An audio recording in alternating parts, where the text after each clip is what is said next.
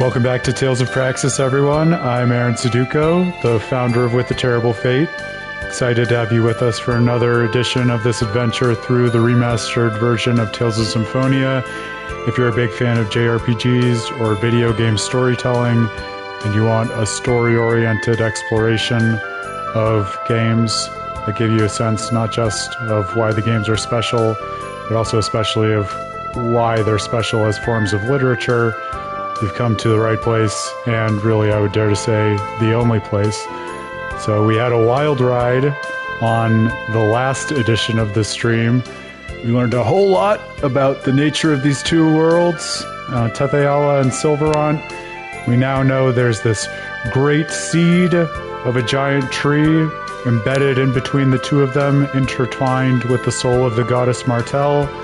Is the seed of a tree with the ability to produce infinite mana, or at least enough mana such that the worlds wouldn't have to vie for a single mana source between the two of them.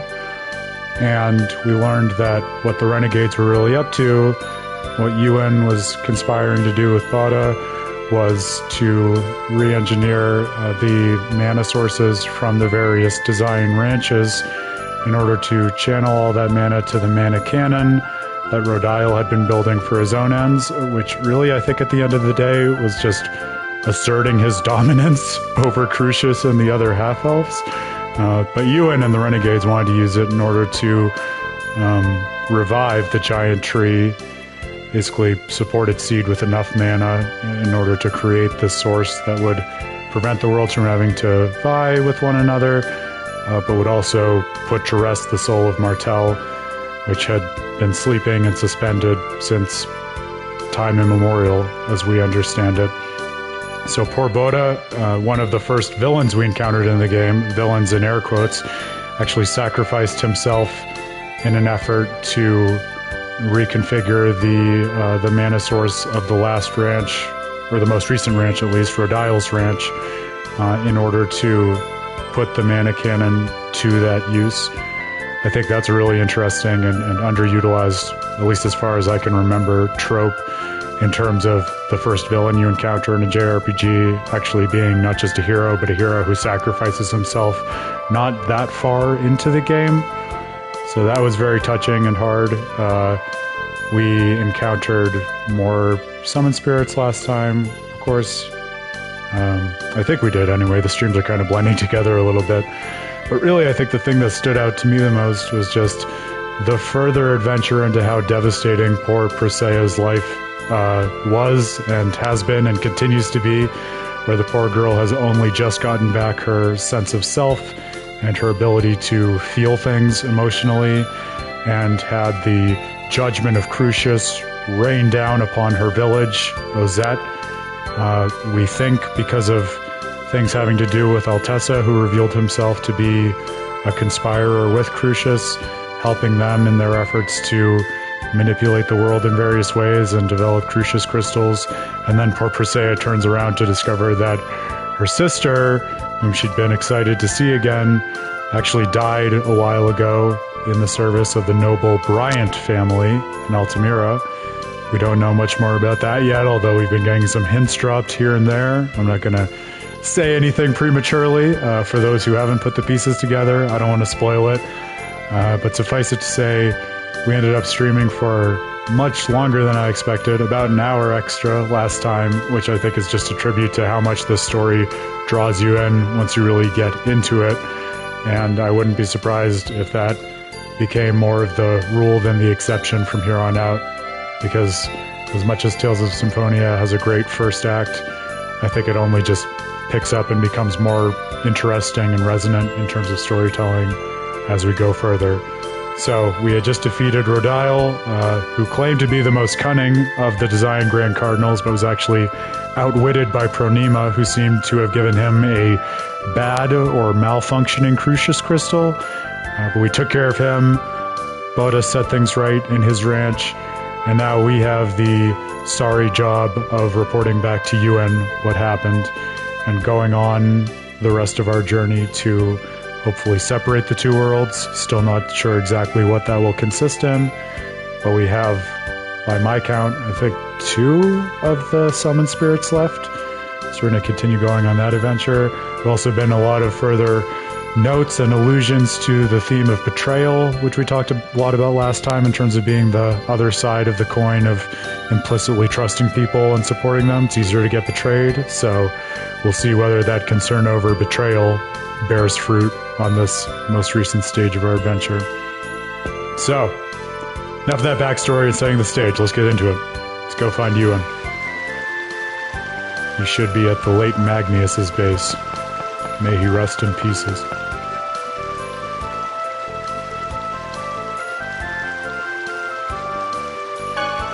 Oh, we don't even get the choice to go on a journey. We have to go directly there. Oh, no, it wasn't Magnius's ranch. It was the one in Triot. Ah, yes, and Mythos and Genus have begun to become friends. That was another key thing that happened I forgot to mention.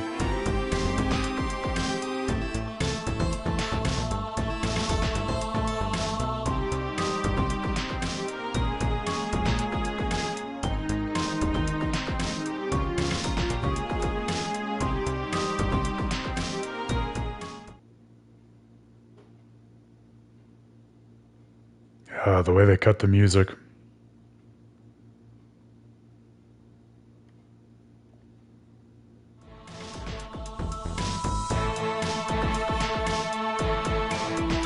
I know. We'll have to think about this, but I can't think of a modern game that does something so simple that's also so subtle in terms of capturing the emotion of the scene. Like, just notice how quick that little sequence of the music going away, only to get back to it, where Ewan processes the loss of Boda, and then just says basically we have to get back to business. That gives you a lot of difficult emotional ground to navigate in a scene that is seemingly so facile that it's not even voiced.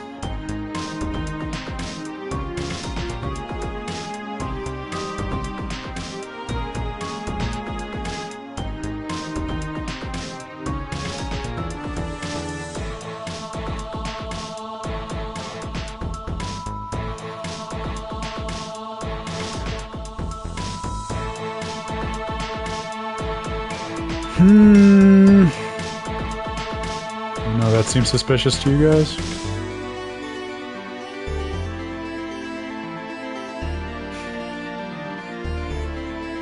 So notice, Ewan didn't seem to think they were missing any Riards. And also, we didn't dwell on this last time, but Mythos seemed very ready to volunteer that it was Aska who came to save them at Rodile's ranch, and then he kind of doubled back on himself and said he wasn't sure what happened after all. We got some suspicious things going on here, folks.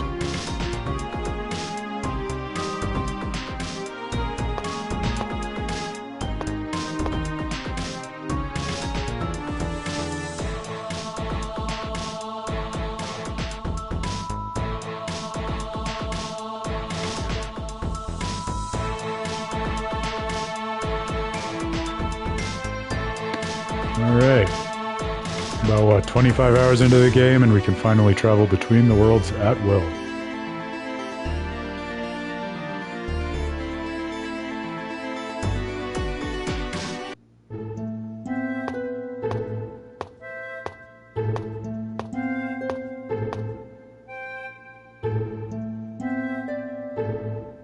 Travel between them at will, and yet the first transfer we make is scripted and we don't have agency over it all.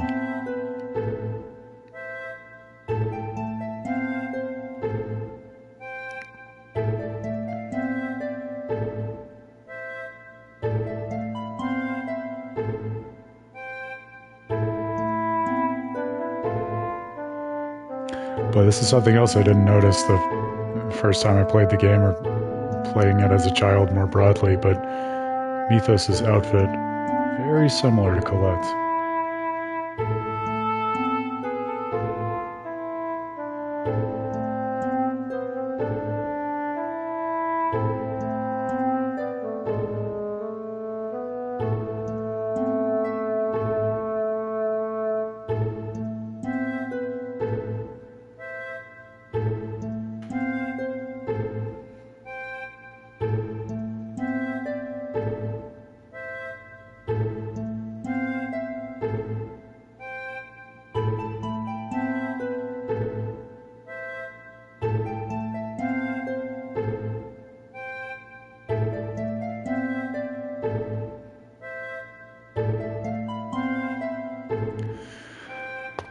Alright, to Altamira we go. I hope you're all emotionally prepared and have your key crests to properly regulate your emotions.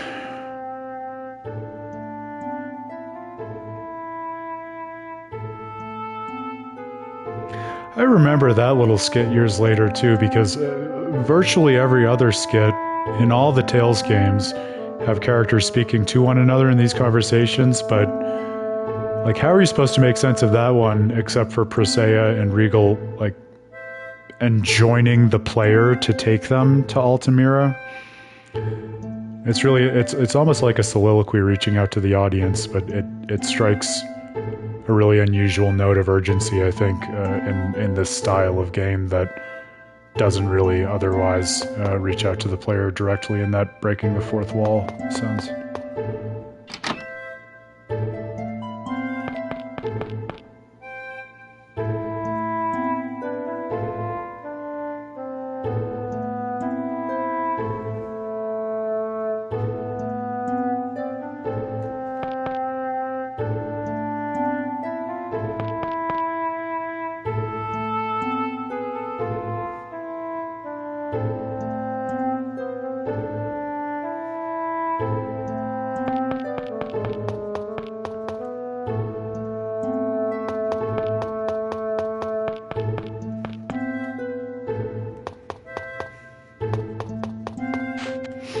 Alright, back to Altamira we go.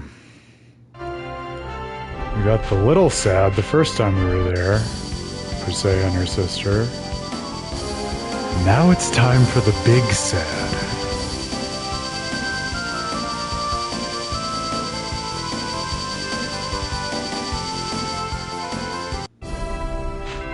I think the stream is working fine also, but if you happen to be watching and notice any issues, I was fooling around with different things in Twitch in preparation, excitingly, for hopefully doing more with the Terrible Fate and streaming soon.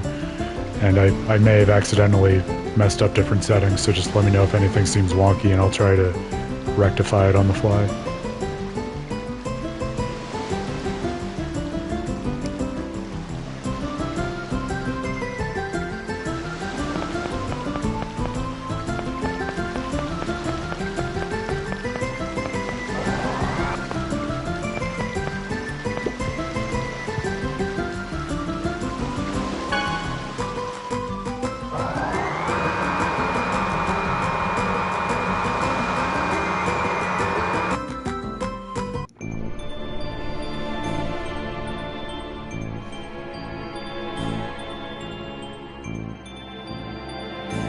Ah, not Varley. He's one of those characters who's so secondary that I don't remember him super well, and yet says a lot about the texture of the world that even someone that seemingly secondary can be. Password to the inner area of the Toys Valley mine, now! Can be totally vile in his own right, I was going to say, but Varley interrupted me by being, as you might expect, totally vile. I don't know anything about it. Wrong answer! How about I tell you instead? Master Regal, what are you doing here? So, the President himself decided to pay a visit. Perfect. The President of jail? Surely that's what you must mean. President? The route to the Toys Valley mine opens by my voice print and cornea scan. Forcing it open would undoubtedly cause the X-Sphere mine area to collapse. Is that so? In that case, Regal, you're just going to have to come open it for us! I'm going to be out of business if I don't get my hands on some more X-Spheres. I think not. Besides, Rodial is dead. You don't have anyone to unload huge numbers of X-Spheres on. Are you stupid? I don't need Rodial. I've got the Pope himself on my side. And there's plenty of people around who'd love to get their hands on some X-Spheres. That's enough. I cannot forgive you for killing an innocent person. Fujinawa, you're working with this guy? Soon, the king will die, and the Pope will take over. And when that happens, I'm going to grind your pathetic Lazareno company into the ground!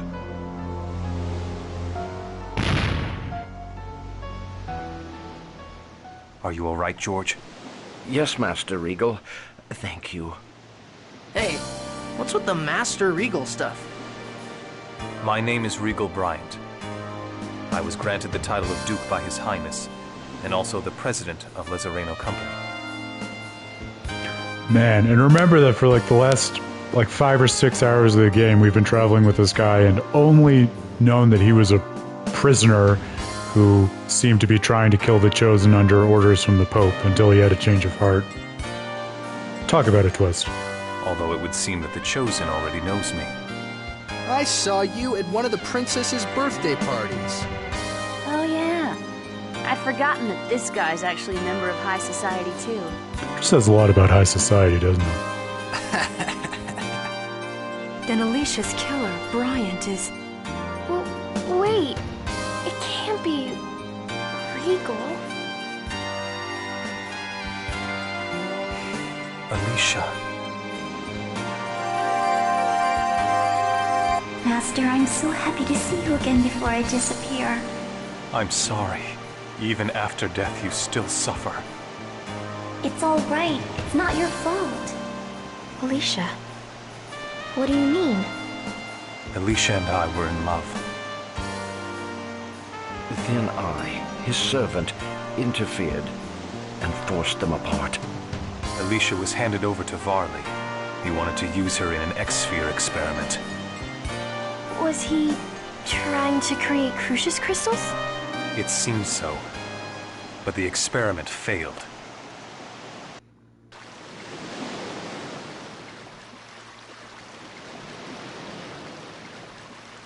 I've fulfilled my promise.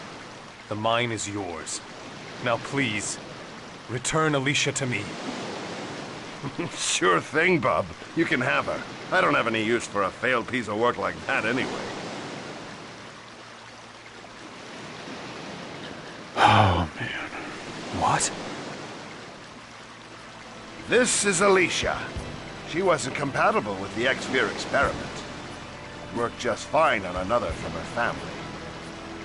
Master Regal, please, kill me.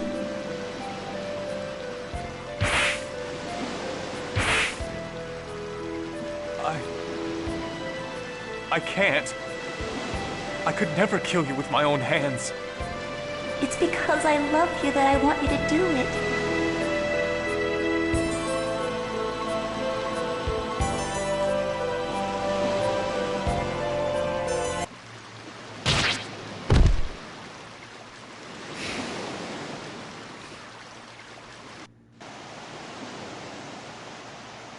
Master Regal killed me in order to save me.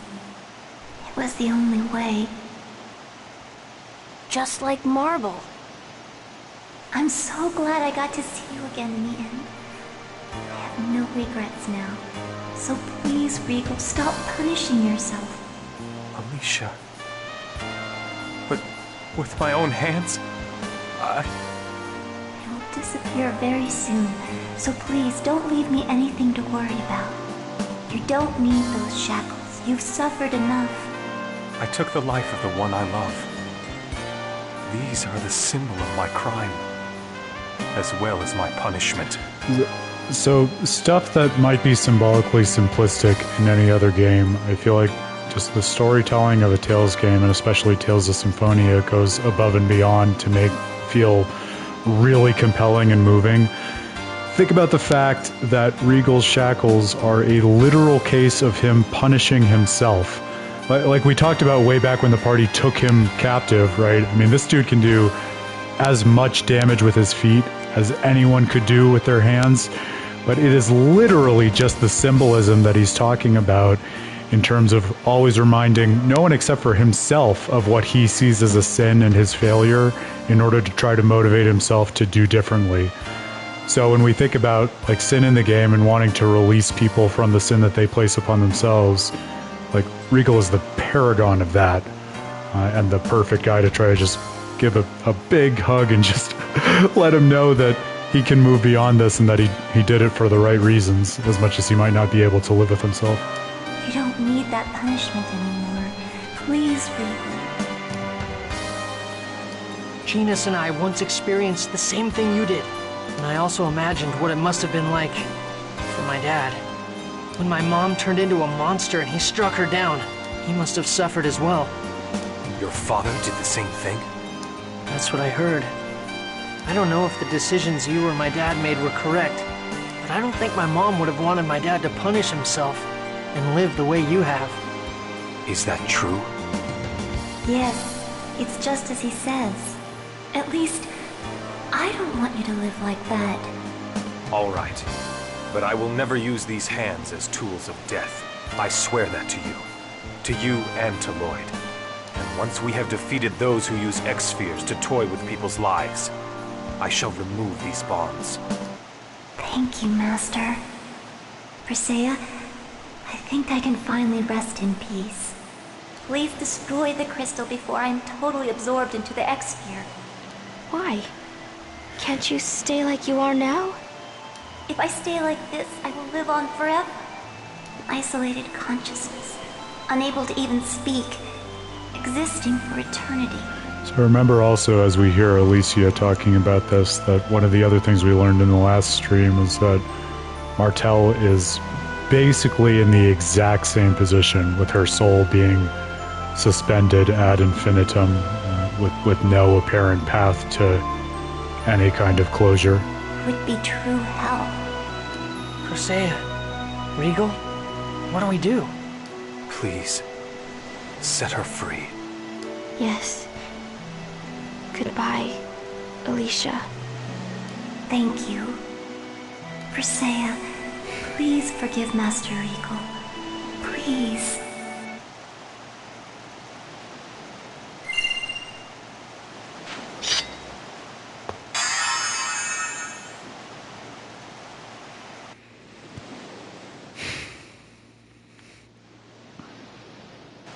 I'm sorry I never said anything about this until now.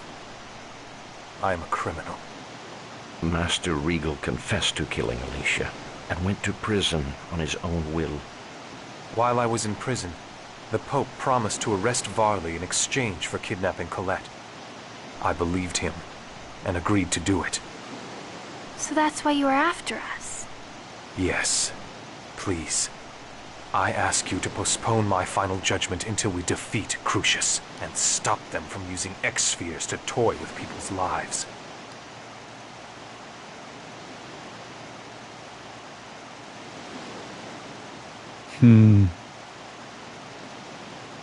See, so this is an interesting choice, because I think when I was a kid, I mean, I do love Regal. I think all the things that we've been saying about him really speak in favor of his character and the way that he conducts himself in the world. He does so in a way that is really true to his name, Regal, but not in a vacuous or facile sense. But I think having played through the game again this time through this different lens,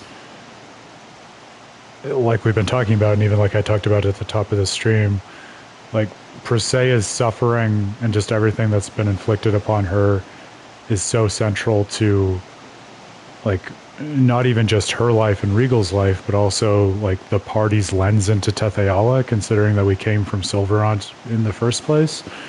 That I feel like we really do owe her the privilege of making the decision in a way that might not otherwise be justified. So this time, I'm going to cede the decision to Presea. As long as it's okay with Presea. Anyway, we'd already thought of Regal as a friend. Varley was responsible for Alicia's death as well. Okay? I'll try not to think of you as my enemy. I'm not sure I can change right away. I'm sorry. It was Alicia's last request, so I won't say a word about it anymore.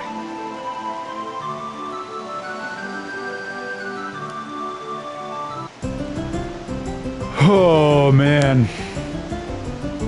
I think for me as a grown-up, this is the emotional core of the game so far, at least in many ways.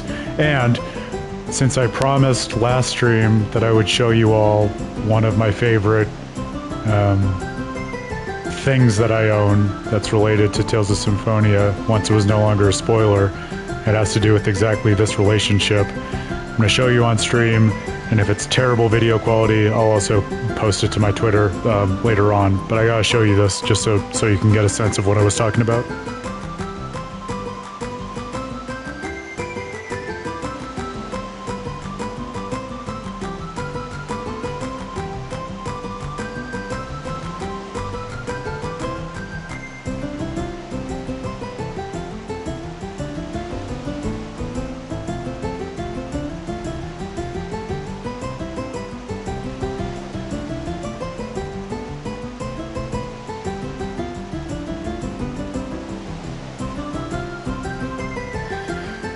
Right, so I don't know if you could see that at all, and like I said, I'll post it later, but it's one of the boxes for the Tales of Symphonia anime, and it shows in the background Regal embracing that like X-Sphere ghost of Alicia's spirit, and in the foreground Presea bearing her axe with just tears running down her face. And that, to me, like that just trinity of characters really encompasses how smartly the Tales series can tie together different relationships in a way that's not just intellectually interesting, but also, to be blunt, gives you as a player all the feels at the end of the day. I forgot how emotionally moving that was. I wonder whether it hit me the same as a kid, because I feel like that's one of those things that only has a greater impact as you get older and see more of the world.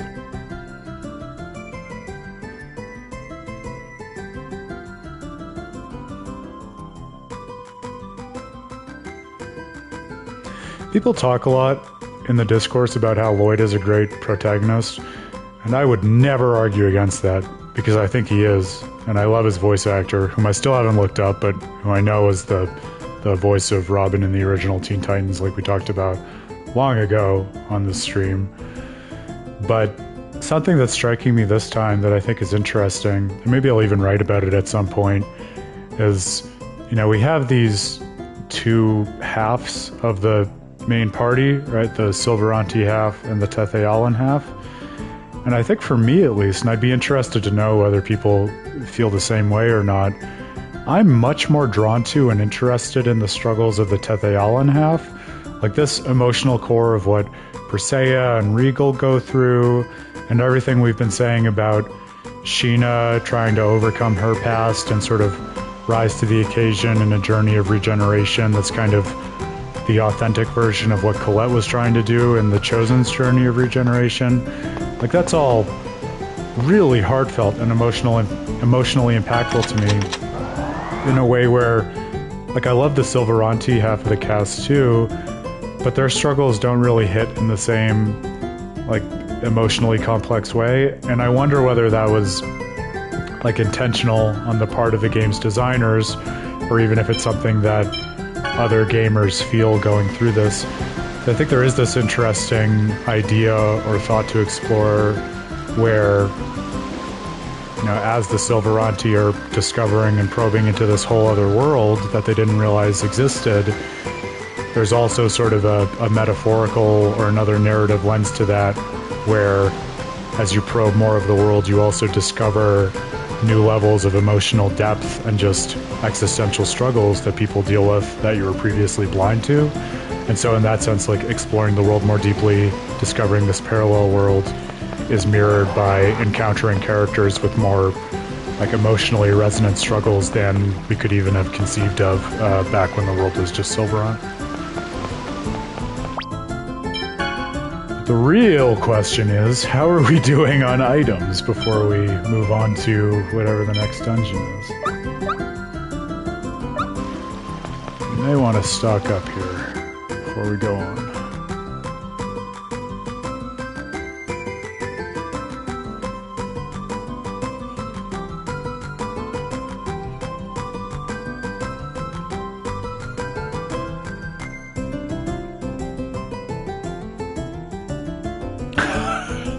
Speaking of Tetheala being more rich and sophisticated than Silverant, leave it to Zelos to make my point better than I could, in fewer words.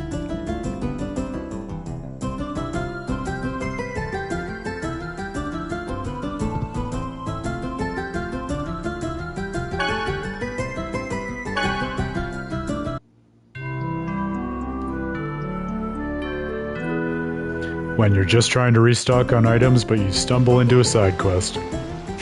Only in a Tales game.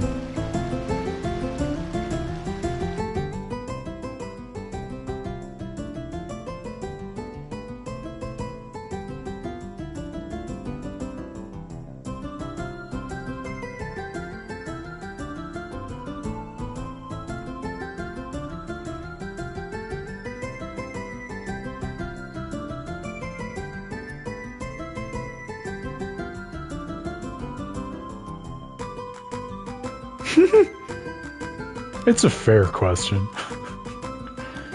You know, he's like the Pope, but in the private sector.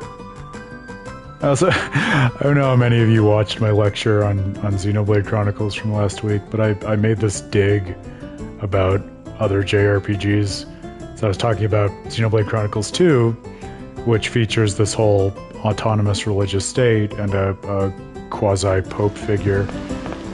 And I was basically extolling the virtues of that pope figure, whose name is Amalthus, as a character by saying, you know, in many other JRPGs, you have this very, like, stereotypical and uninteresting character of an evil pope, but Xenoblade Chronicles 2 does something that's actually more interesting with it. And I think, to be honest, I think a big part of the games I was thinking of in that comment was the Tales games, especially thinking about like the Pope in this game, Tales of Symphonia, and then also for those who have played Tales of the Abyss, Grand Maestro Moze, because I think, you know, with all love to these games, and hopefully if you've been watching the stream so far, you understand I have nothing but love for these games, but they do throw around, you know, like Pope and religious figures as very sort of generic evil religion enemies, kind of like you would get in a Final Fantasy or many other JRPGs. So I think all that to say, it is a trope, and it's interesting and rewarding when games do end up overcoming it. But hey, we're only partway through this. Maybe there are aspects of the Pope's character that I don't totally remember, so perhaps I'm being unfair. I'm always delighted to be proven wrong.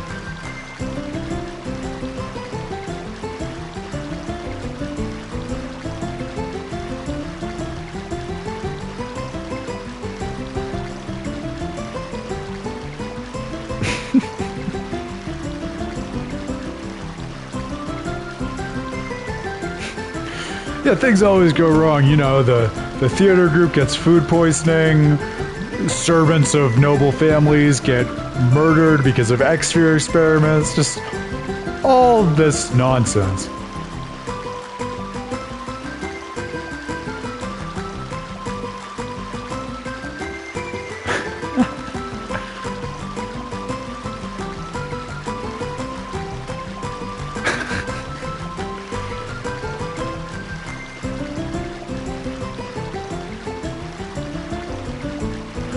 The real intellectual puzzle of this game that we have to decode is, does Tales of Symphonia code Rain as a sex object or not? I really think it depends on the scene.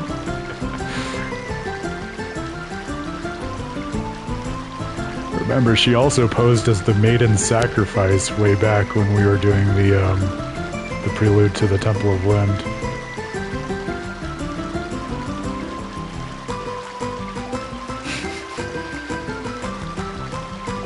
Rain, you're obsessed with ancient texts and lore and ruins. I'm sure you could do that if you had to put your mind to it.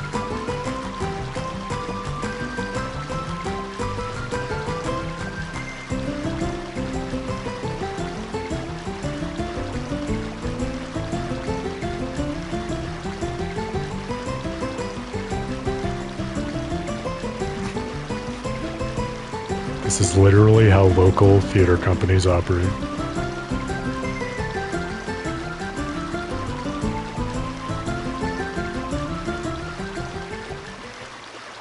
Lloyd, anything counts as theater if you put acting to it. Indeed, even Tales of Symphonia is theater if you think about it. It's all connected.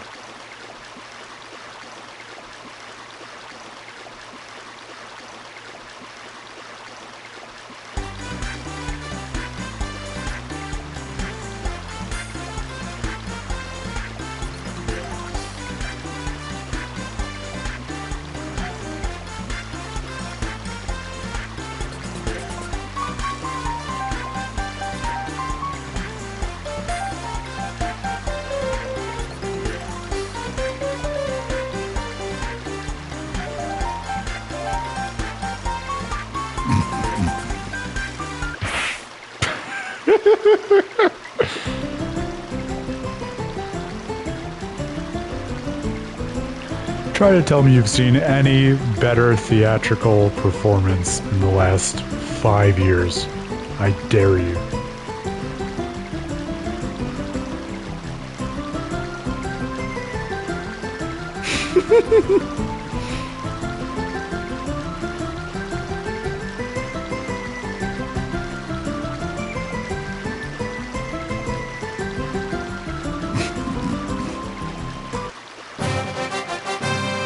This has been an accurate representation of everything it takes to win an Oscar.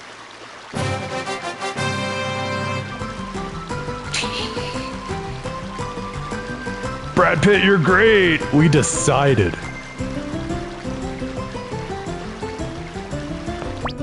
Are they good titles? That's the real question.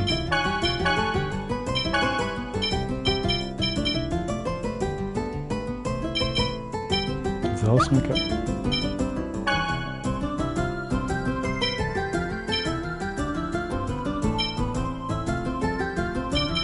I thought they just got titles. Am I crazy? Maybe I'm crazy.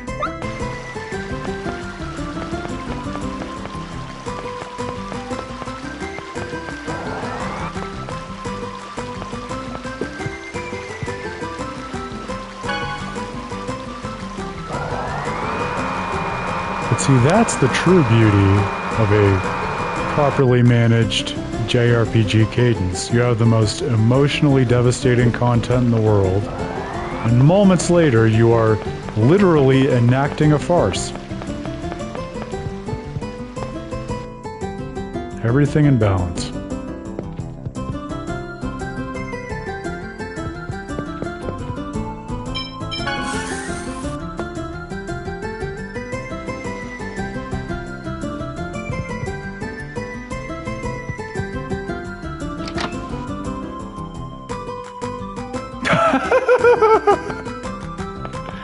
I forgot this was a whole fucking room.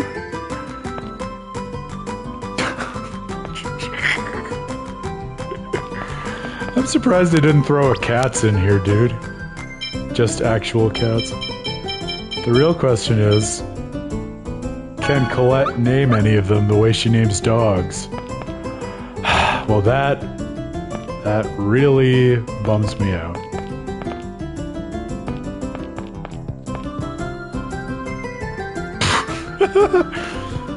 Well, shout out to the cat who said ARF at least. Oh, there's a person! No, tell me all about lemons.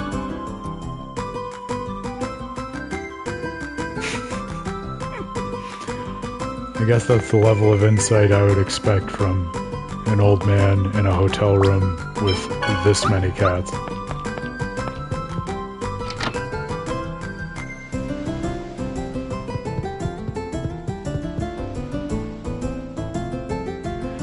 My colleague Dan, in a lecture we gave about Final Fantasy VII last year, he talked about the esotericism of the series and JRPGs more broadly.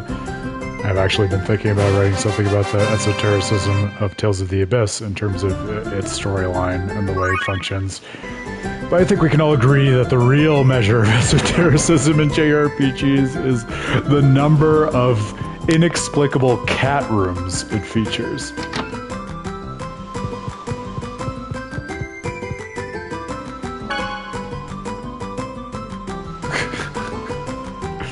Wow, we get a different side of Shino when she's responsible for deciding when the party goes to bed.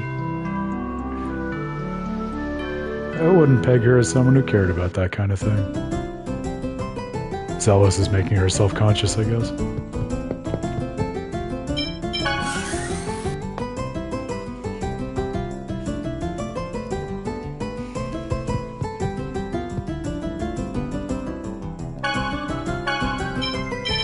Alright, now like, what, 30 minutes later to the goal we had in the first place of restocking items.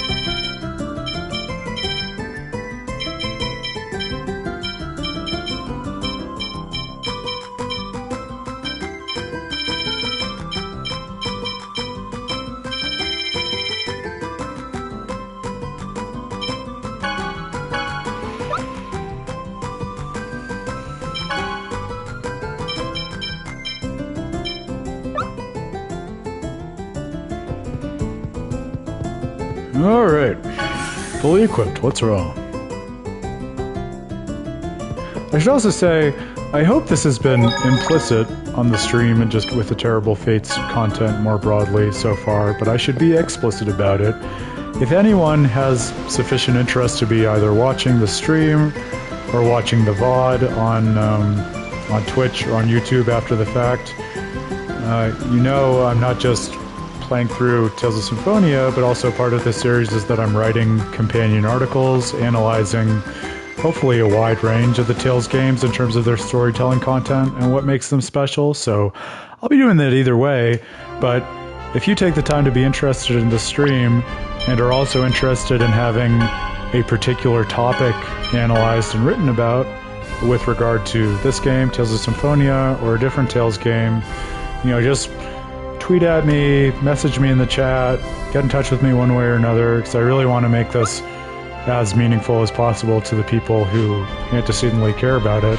So, I mean, obviously you can tell I have a million ideas about this I'd love to write about, but I also, more than anything, would love to be able to write articles about specific topics that those who are already invested in the series would like to hear about. So don't be a stranger when it comes to that stuff.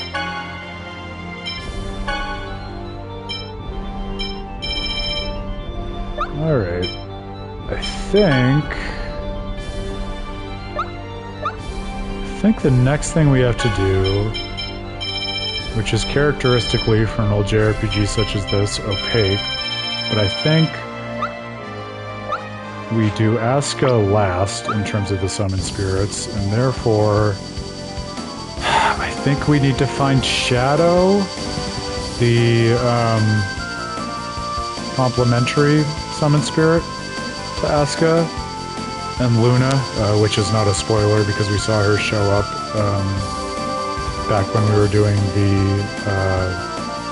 the Seals and Silveron for the Journey of Regeneration. That does mean we have to remember where the Temple of Shadow is, so we're going to go on a world tour of Tethe'ala real quick. Oh, they might even prompt us in this skip, which is oftentimes the case in a Tales game. Oh, remember that time, Corinne, the really cute small furry creature, made the ultimate sacrifice and taught us what it is to sacrifice oneself in a JRPG? Jesus Christ.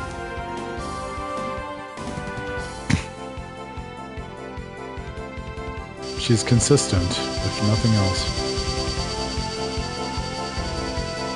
I don't think we got this long-range travel stone yet. There we go. Still don't totally know what that long-range travel consists in, but if it's something we can get, it seems like a nice thing to invest in. Alright, I'm gonna really quickly move my display UI if I can, just to be able to see the map.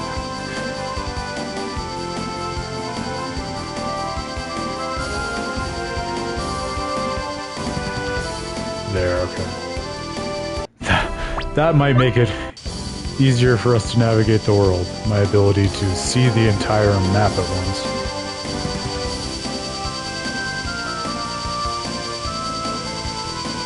If any of you who are watching happen to have played the game before and remember where the temple I'm seeking is, feel free to shout it out. I think it's on this continent. I have the vaguest memory of it. Is it here? I think it's here. Is this it?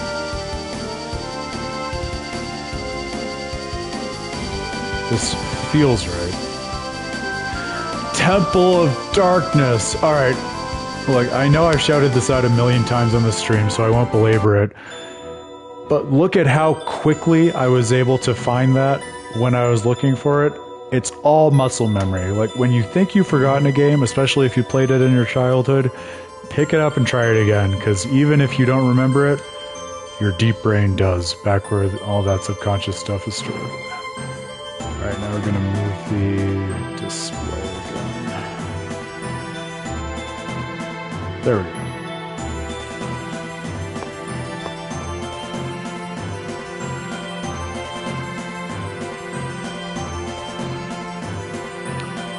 That is in Tokyo.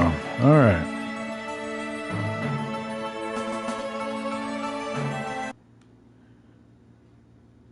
Wouldn't be a world tour if we had to go back to the...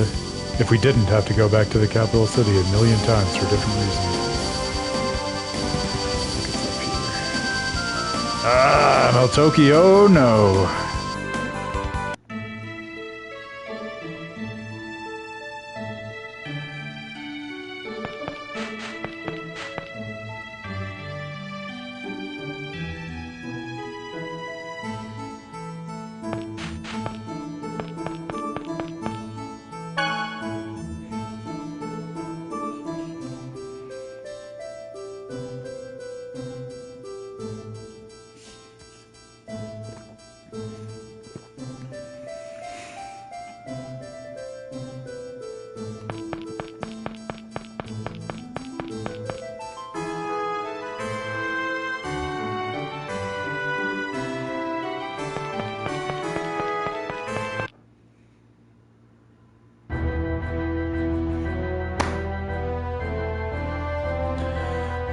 Okay, I'm gonna try not to be too elated by Kratos showing up and his amazing leitmotif playing, but I am gonna call out, because I think I forgot to mention it on the stream last time.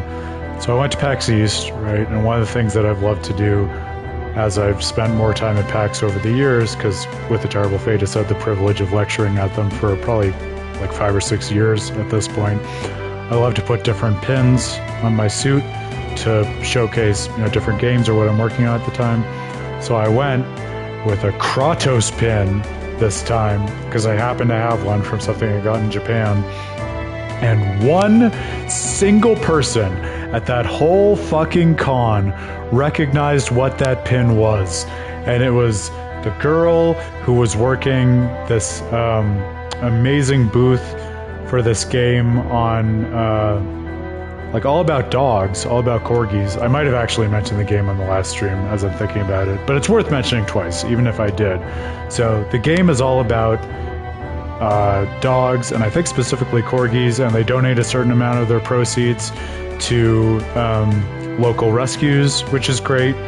But the girl who was working there looked at my pen and she was like, "Ah, Kratos, yes!" So I'm glad that even, irrespective of this remaster, because I think she knew him in a way that you wouldn't if you had just discovered the game.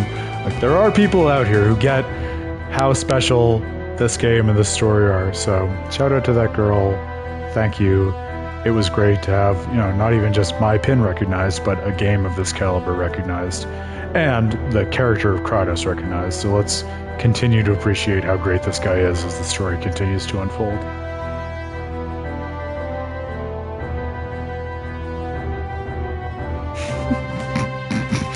His main character trait at this point in the game is ignoring Lloyd.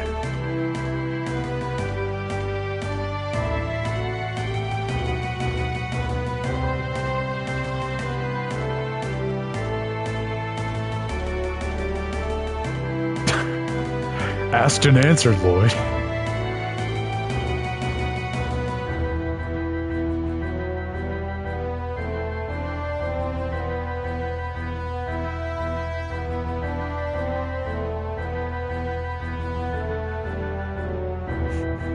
Much like we were talking about, where on the last stream, I think I was having a conversation with someone in chat of like, it's very not clear what the outcome of separating the worlds would be, and if that's better or worse than unifying the worlds, which seems to be the other option on the table for them.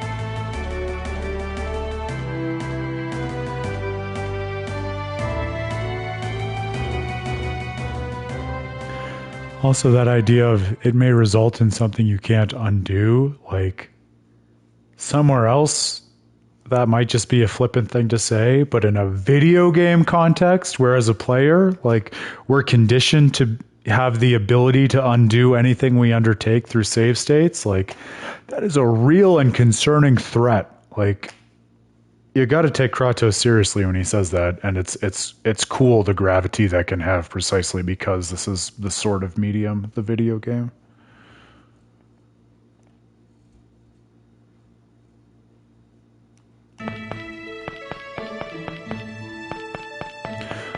Man, I don't know if anyone watching played Tales of Legendia, which came out a few years after this, I think concurrently with Tales of Abyss, or shortly thereafter, if at all.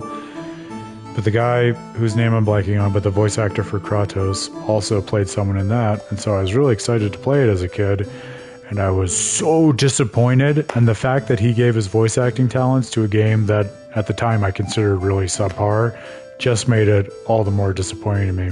But I'll tell you, doing this Tales of Praxis now, I'm interested especially to go back to those ones that I didn't really give a chance first time around, so who knows, that might even be a worthwhile stream in the future after this one.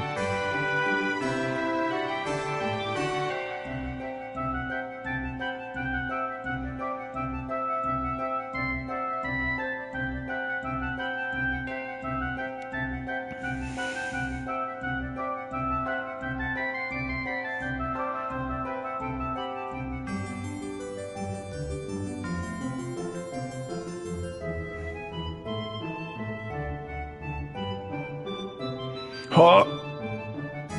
I think we're going to the Coliseum next, you guys. And that's purely my intuition based on memory as a kid. But I think we need to save Kate by participating in Coliseum-based combat for rewards and glory.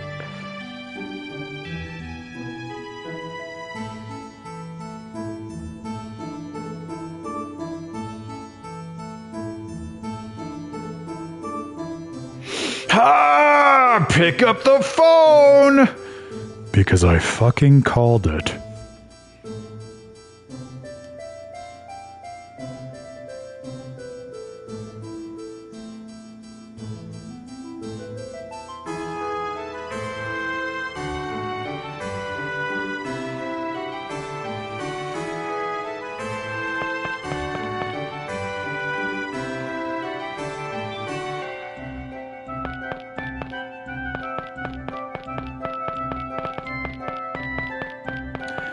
If you haven't played these games before, I think the Colosseum is a really interesting motif that occurs throughout them. Because on the one hand, it's like, yeah, generic challenge-based battles that you get in any sort of JRPG that kind of tests your facility with the combat system as you spend more time with it and go into New Game Plus and things like that. But Tales does something interesting where in long-running JRPGs, there are all these different crossover stories and even completely crossover games that you get, like Final Fantasy Dissidia or things like that. And Tales has those games too, but one of the things that's cool about a Tales game is even within a single flagship game, like a Tales of Symphonia, through the Colosseum system, the climax of those battles usually consists in actually fighting party members from other previous games, or you'll get other endgame quests that include combat with other members of other games, like you'd get in if you played Tales of Arise a couple of years ago. Some of their like post-game quest content loops in characters from other games. So it's really cool, I think, to have not just extra fan servicey games that are crossovers between the other main games, but actually weave those other universes into the flagship games, as if to say, like, really, even if all these stories feel distinct and consist in different worlds, they're connected through this kind of multi-universe manifold in ways that are more or less explicit.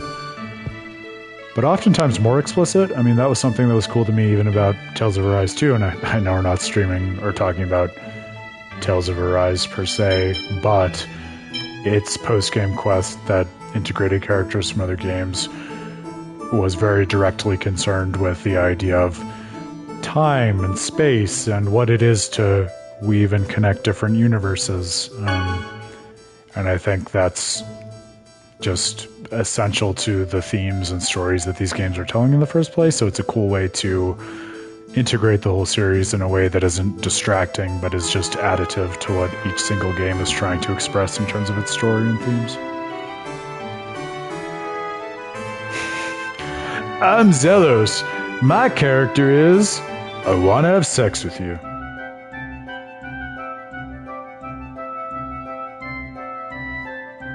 I mean, I said it first, but Sheena's right.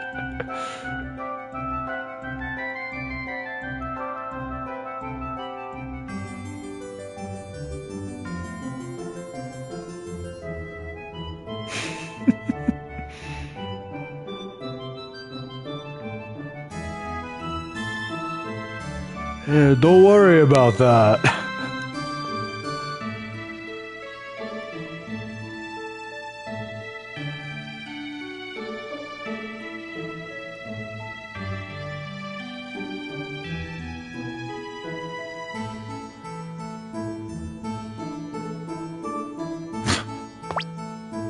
But I don't have 10,000 gold, Rain. Why? Within this already ancillary quest of going to the Colosseum to advance the main story, I now have to go on the ancillary quest of selling items in order to gain sufficient gold. No, JRPGs are simple. Me love JRPGs. Alright, let's try this again, from the top.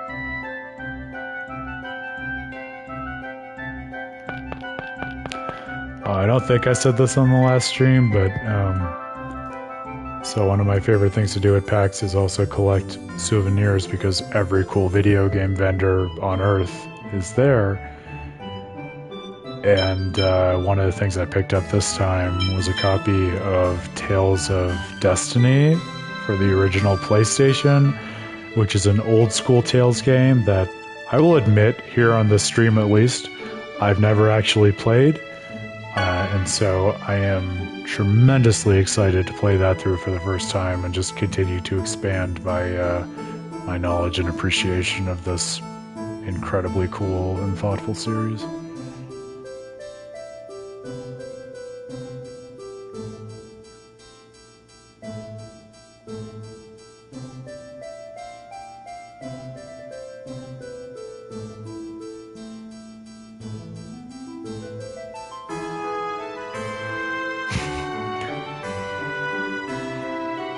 Oh, you didn't tell us you had money on that case.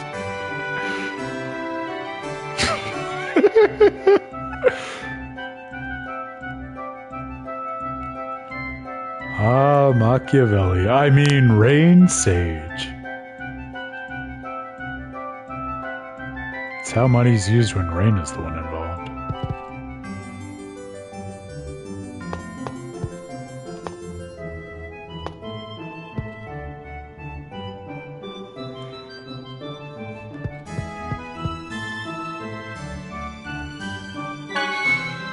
Let's give this a shot. Now, historically, I would have gone with Lloyd, but since we've been trying to main Sheena and think about her role in the story anyway, I felt like this was only appropriate, so we'll see if I can actually follow that through to the Colosseum battles.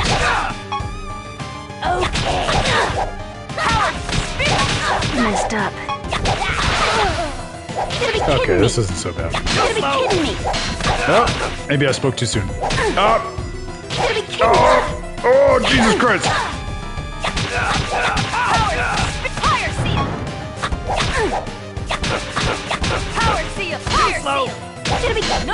Jesus Christ. Yeah, and I can't use items, and Sheena has no heal tech. Oh. Might be too much, you guys.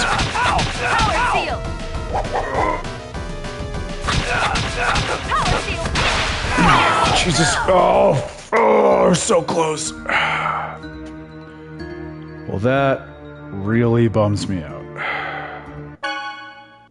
Oh, far out, and I have to load data? Okay, at least we saved here. But we do need to go and do that silly gold generation mission again. Well, now I'm committed, though. Now I feel as though I really need to win this as Sheena in order to prove something. But we can do that, right, guys? Right?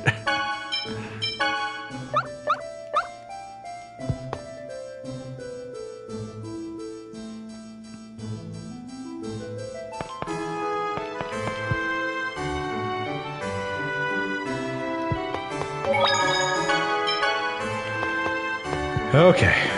Second time's the charm. But if anyone asks, you got it on the first try.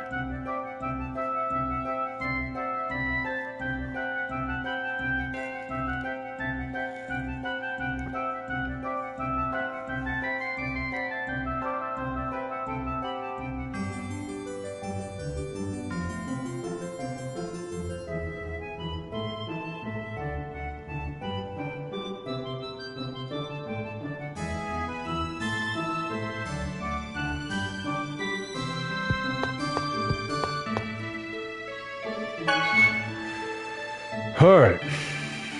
Take two.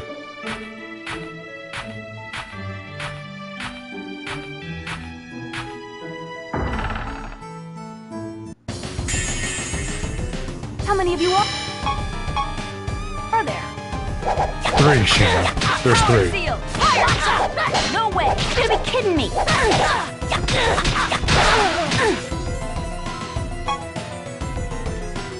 I messed up. No way! I'm just trying to jump. I thought you could jump.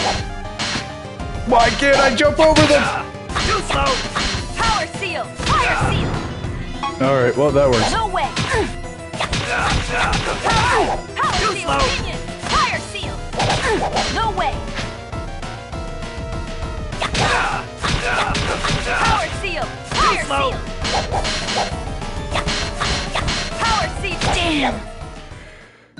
Oh, well. Alright, I'm going to try one more time, and then I'm going to give up and try as a different character. Ooh, maybe my skills with Sheena weren't as qualified as I'd thought. But the good news is, we get to go through this little scene with Zelos being a complete lech for the, third or fourth time. That's what it's all about.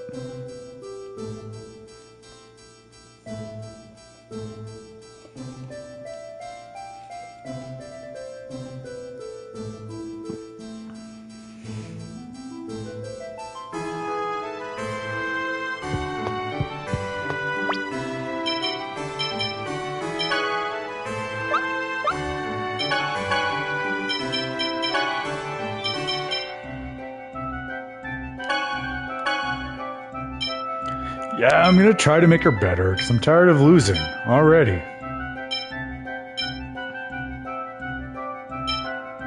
Let's try add combo, see if that helps.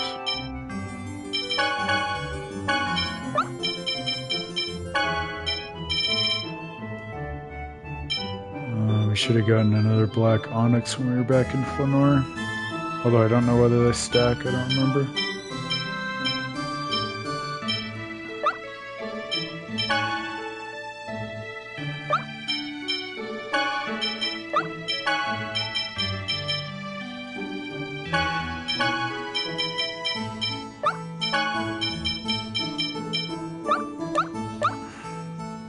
Alright. Let's try it again.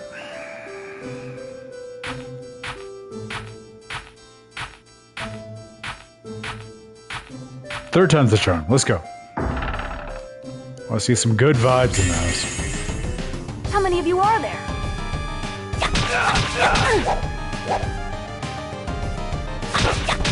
Power seal! Fire seal! You're gonna be kidding me! Okay. Did you like that?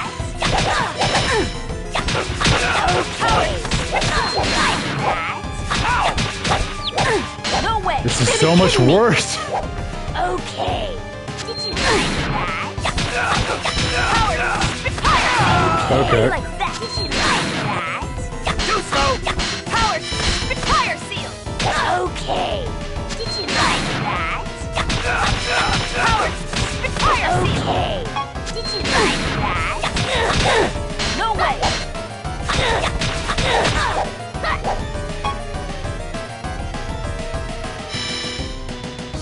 Okay. Did you like that? No way! Too slow! Power! Fire seal! End of the line! No way! Far out.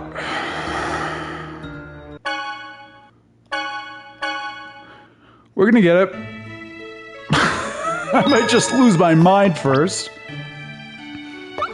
But now I'm sufficiently committed that it would be a joke to use anyone else.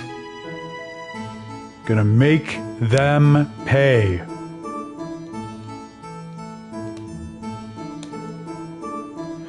Now you see, and I mean, remember, we're just playing a JRPG, so if I'm feeling really transparent at some point, I might play something like a Dark Souls or a Sekiro or whatever, but I probably won't. But if I were to, you can just imagine extending this to its logical conclusion in terms of the disconnect between, like, gameplay and story.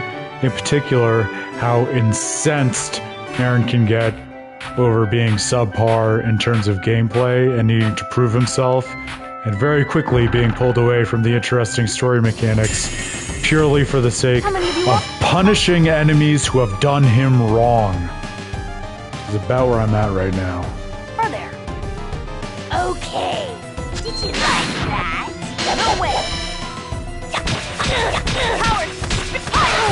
Howard, Alright. That should hopefully make it easier. Too slow. Howard, Spitfire Seal. No way. Howard, Spitfire Seal. No way. Howard, Spitfire Seal. Howard, Spitfire Seal. See, now I have something to prove. Howard, Spitfire Seal. No way.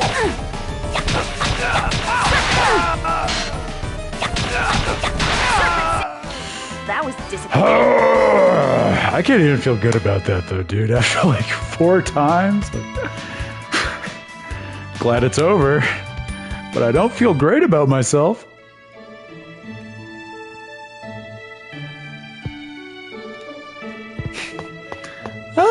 It was bad a little.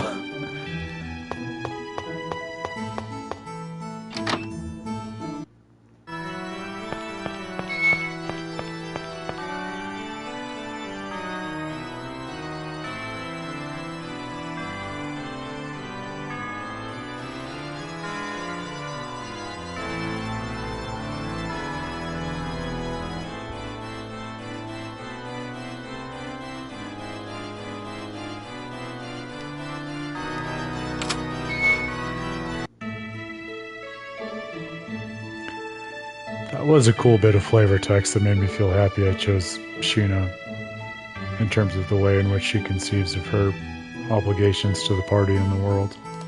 See, sometimes those things pay off.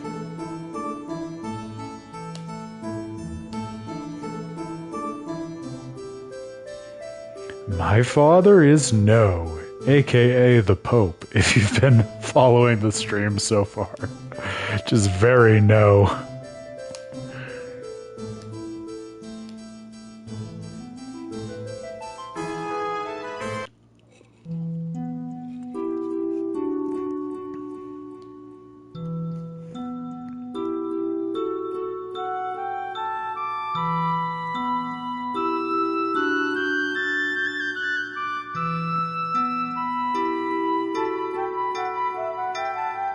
As foretold.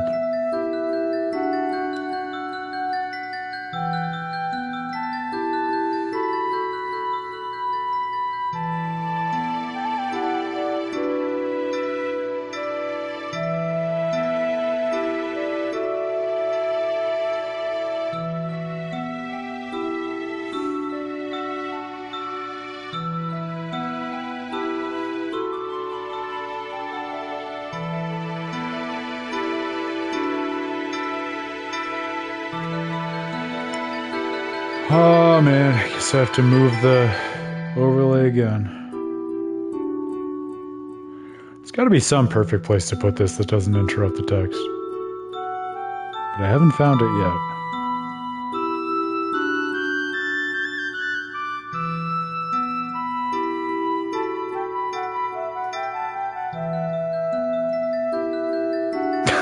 Guess that's not the place.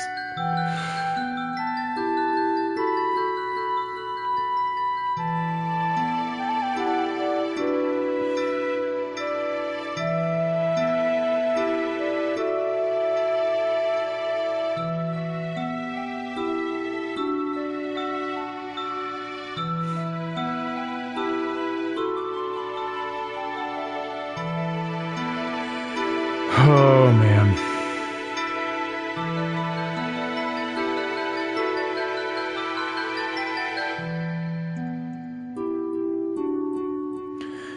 Okay, so how can we extend that to the broader game so far? There's this idea of heritage and wanting to be seen by the people who created you.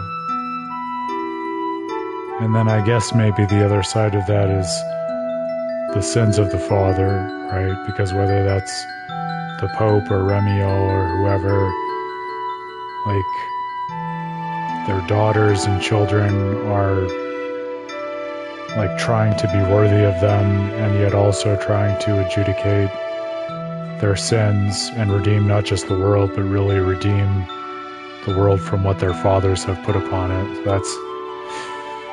Oh, I don't know the best resolution of that. I know it is hard and interesting, at least.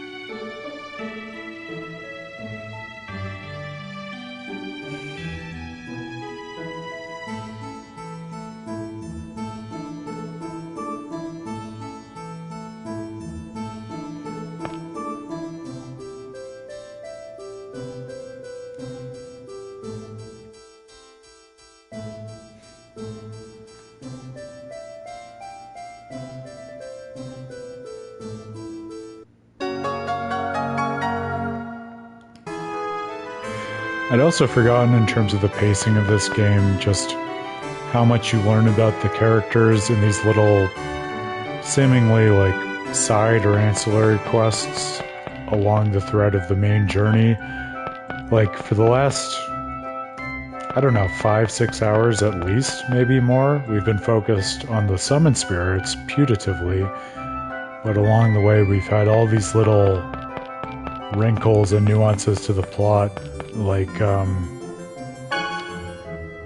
Kate's relationship with the Pope and Presea's whole history with Alicia and Regal,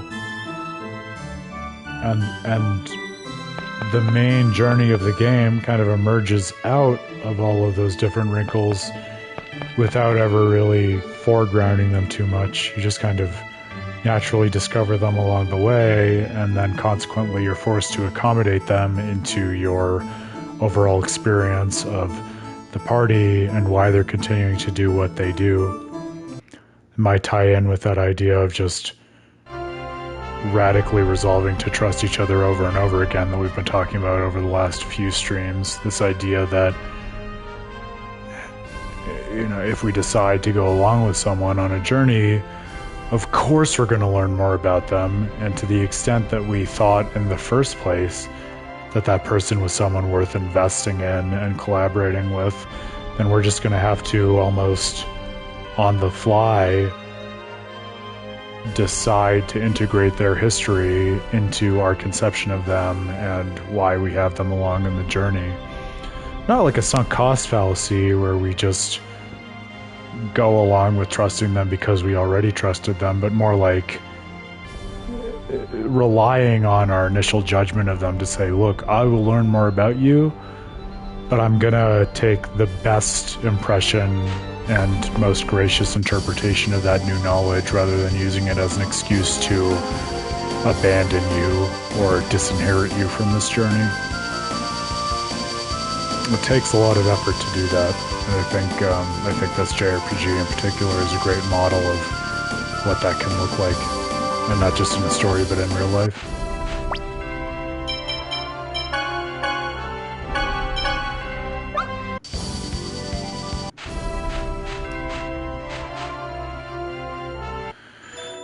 Alright. Temple of Shadow, take 2. Temple of Darkness, rather. Shadow's Temple, but the Temple of Darkness.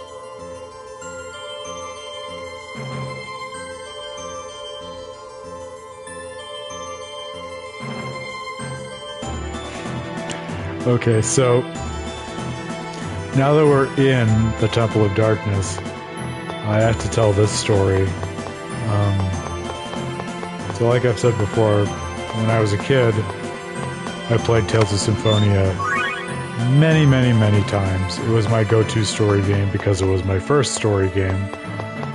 And this one time, I remember, I must have been like, at 13 or 14 years old, so probably about a decade ago. And I was playing through the game, but specifically the Temple of Darkness over winter break from high school, right? So I was at home, my parents were out of the house doing whatever parents do, and I was in the living room playing this and trying to navigate the puzzles that we're about to encounter in this temple, which, I mean, we'll get through them, but they're relatively complicated, right? And then suddenly, out of the corner of my eye, it's like I said, it's winter break, and so, as you might imagine, there's a Christmas tree in our living room. I'll wait until after this scene. That's right, we have to reconstitute Shadow before we can form a pact with him. That's pretty cool.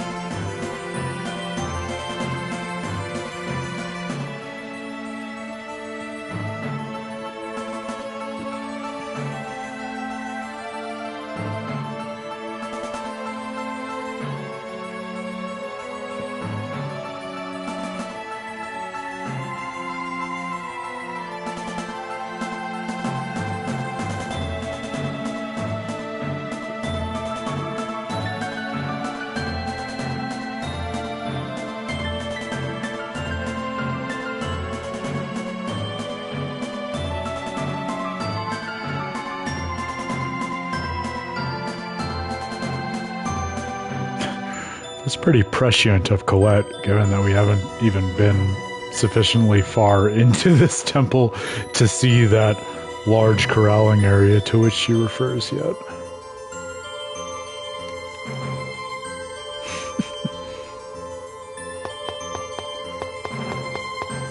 Okay, so I'll finish the story and then we'll navigate this temple.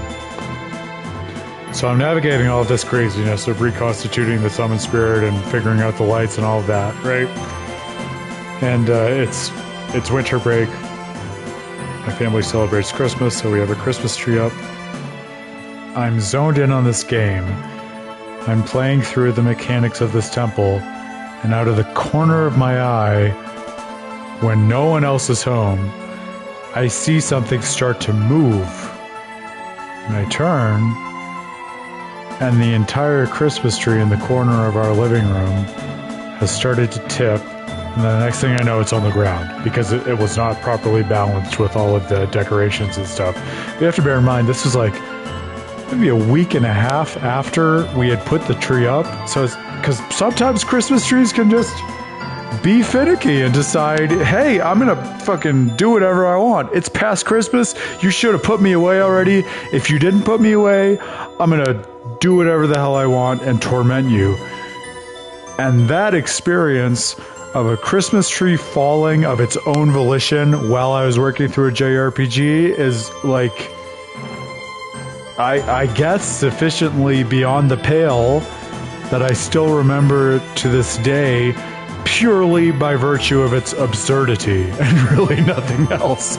So Shout out to Tales of Symphonia for giving me the proper backdrop to contextualize the absurdity of something such as that. Now let's reconstitute Shadow, figure out how to save the world. Worlds, rather, not world. Come on, you've been paying attention through this whole game so far?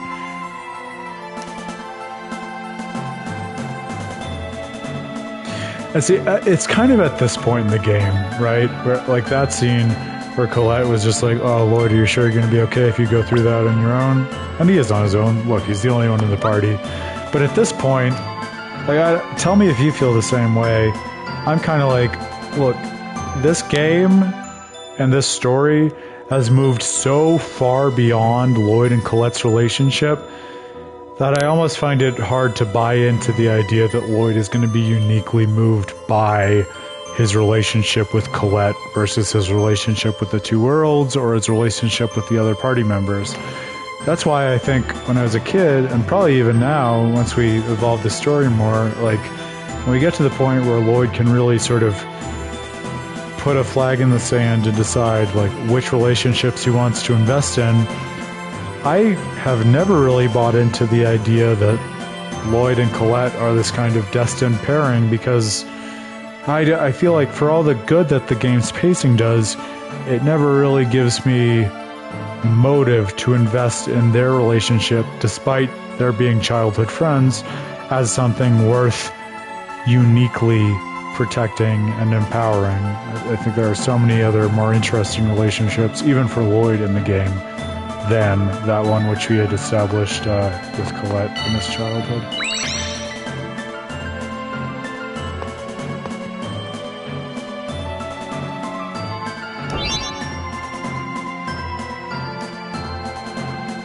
Darkness!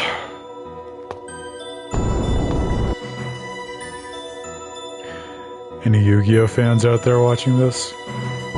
As if there were, I would say something like, Red Eyes Darkness Dragon. But maybe I'm the only Yu-Gi-Oh fan here.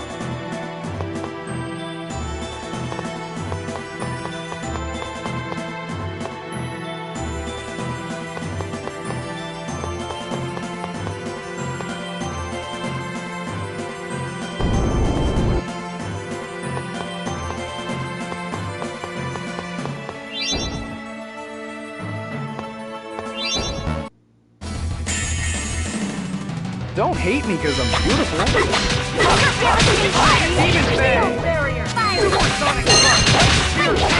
That was so. While Yu-Gi-Oh is on the mind, since I made that last call out, I'll also mention, just because I haven't on the stream so far, many of whom know my work on gaming might not know that I'm also very into, not even anime, that's not the right way to put it, but just, like, Japanese gaming more broadly. I think that's the right way to put it. Because really, even before I got super into video games, I did a lot of card games, and especially Yu-Gi-Oh! Growing up. And so that series has always been really near and dear to my heart. And I think in many ways, like, Yu-Gi-Oh! Especially formed an interesting cipher for me in terms of how I think about just storytelling at the intersection of Japanese culture and gaming. That's it? I was just getting started. All of which to say, one thing I'm really excited for is that in the last few months, a really good friend of mine from high school has been basically trying to do what With a Terrible Fate has done for video game storytelling, but with the storytelling of anime and manga. And so for his publication on that topic, I contributed an article that basically studies the influence of Plato's philosophy on the storytelling of Yu-Gi-Oh!, both the card game and the anime, in the fourth season, which is known as Waking the Dragons. Has a lot of interesting dimensions intrinsic to it, and also calls out Platonic philosophy in some very cool ways. So I'm hoping that'll be out within the next few weeks. And when it is, I'll definitely call it out on the stream. I'll share the details for it. This guy is tremendously smart and has a good eye for the narrative value of anime and manga. So I hope you check out his publication in any event. It's called Viva la Weeb, which is a very cool name for such an enterprise. But yeah, I'll share the deets for that and for my article when it is published. I did not care for pushing back what we already pushed. I forgot that's the thing. That's alright. We have 2 of those shadow guys with us, so I think if my distant childhood memory serves, we can bring those guys down and then we'll just stay at the relevant place. Bro, you gotta follow us. Why do they give these little guys this much agency? Honestly, like, ugh. It just makes it harder to corral them in a game where that is not the key gameplay dynamic. We gotta go down. Down by the darkness river. And into the river we cast shadows. That's what Bruce was trying to say, right? Yeah, see? We bring them, and then they should just get locked in. If this one could listen to me! There it is.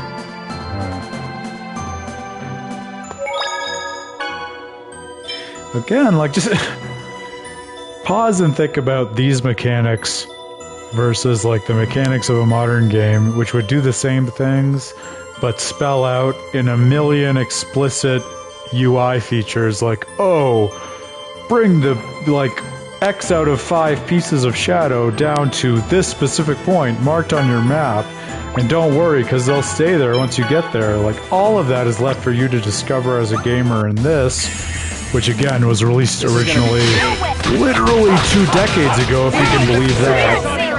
Whereas today, they would just tell you the relevant things to do. And it's not as if one of those is better than the other. I think many people would take a declarative stance that one is just a better experience. That's not right. They're just different. But I think especially when they're different in the sense that one requires so much effort on the part of the player than the other in order to figure out how to proceed, like, it's a markedly more involved gaming experience to play this kind of video game where you have to constantly be remembering and figuring out how to adjudicate the different elements of the world in a way that advances the plot, versus a more modern game that just kind of constantly nudges you in the direction required to get things from point A to point B. Neither is better, but one experience is more effortful than the other and therefore is more conducive to different kinds of storytelling. I really thought I had that, dude. Come on. There it is. Not much of a specimen. Ready? Field barrier! Demon superstar! Are you okay? Serpent power field! Demon ready? Acuteness! Fire field! Devastation! Fire! Did you see my attack? Oh yeah, baby. I was watching all right. For some reason, I don't think that's what you were focusing on. Alright, got the memory gem. It's already a W in my book.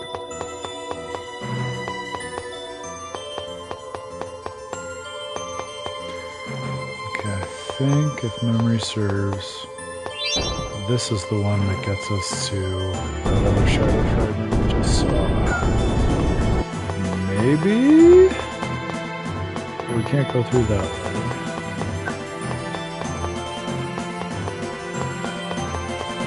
Oh no, it's that one. Okay. So then if we pull this one is the way out. Okay, you can already see how there's like a higher level of complexity in this dungeon in terms of figuring out the various linkages between the blocks that you can manipulate with the shadow power. So imagine trying to figure that out as a little kid and then witnessing out of the corner of your eye, oh, that giant green thing in the corner of my field of vision is actually collapsing in the real world. JRPG's not going to give me any hint as to how to manage that. Can we hit these crystals and have an effect? At least Sheena tells us.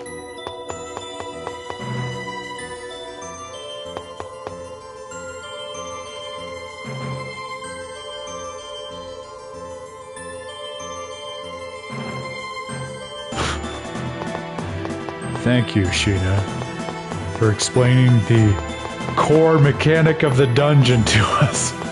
If we hadn't gotten it at this point already. Girl, I know you're doing your best. But I guess your best wasn't good enough.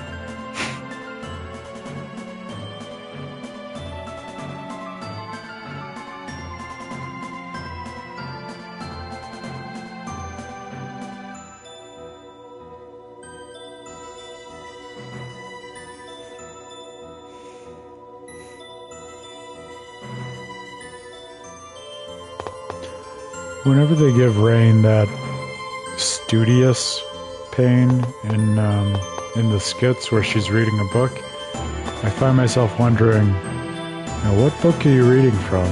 Like, Rain, Professor in Silveron, which book in your collection points to the dynamics of seals in Tetheala that you would be citing it in a conversation with the party members who are trying to release the seals in Tetheala? And I get it, you can hear that question and say, Aaron, are you being pedantic or something like that? But oftentimes I feel like, at least for me, it's those points of investigation in a game like this that really uncover elements of its depth and its nuances of storytelling that would otherwise be inscrutable.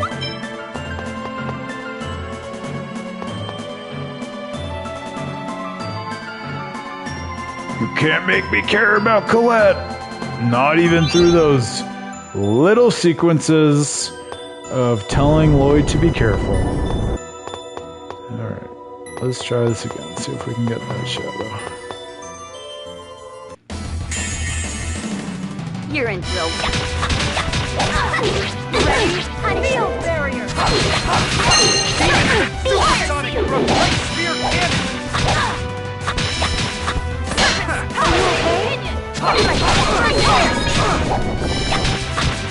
Serpent power steel pinion! Fire this! First aid! Are you okay? First aid! Power fire seal! Ready? What a cuteness! That was so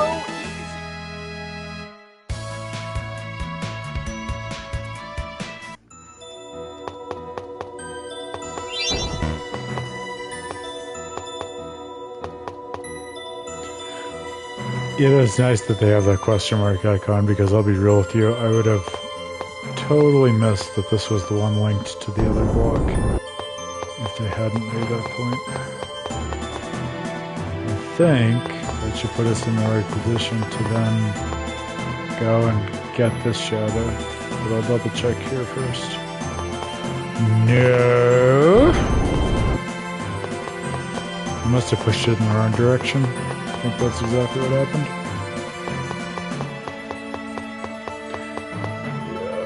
Yeah, I pulled it out. You want to push it in? That's the trick. Ha! See? I played this game once or twice before. Not this way yet. I want to go the other way.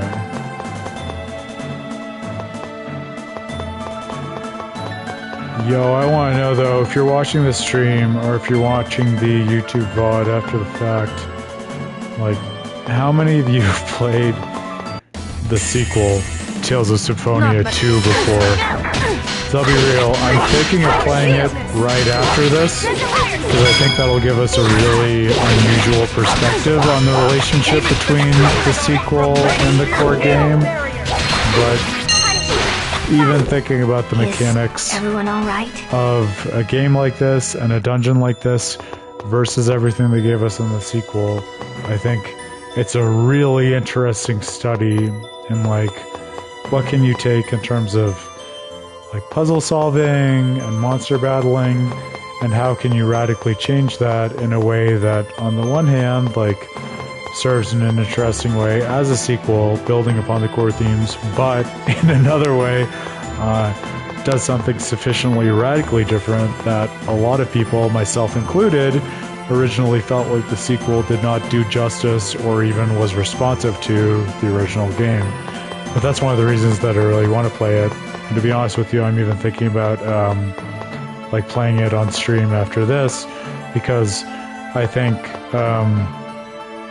when I originally played the sequel to this, Tales of Symphonia Dawn of the New World, it was like, I forget what year it came out, but it was years after I played this for the first time, and even years after I had played it more recently relative to that. And I think for that reason, I judged it against my memory of the original game, and against my memory of the original Tales of Symphonia, it did not hold up.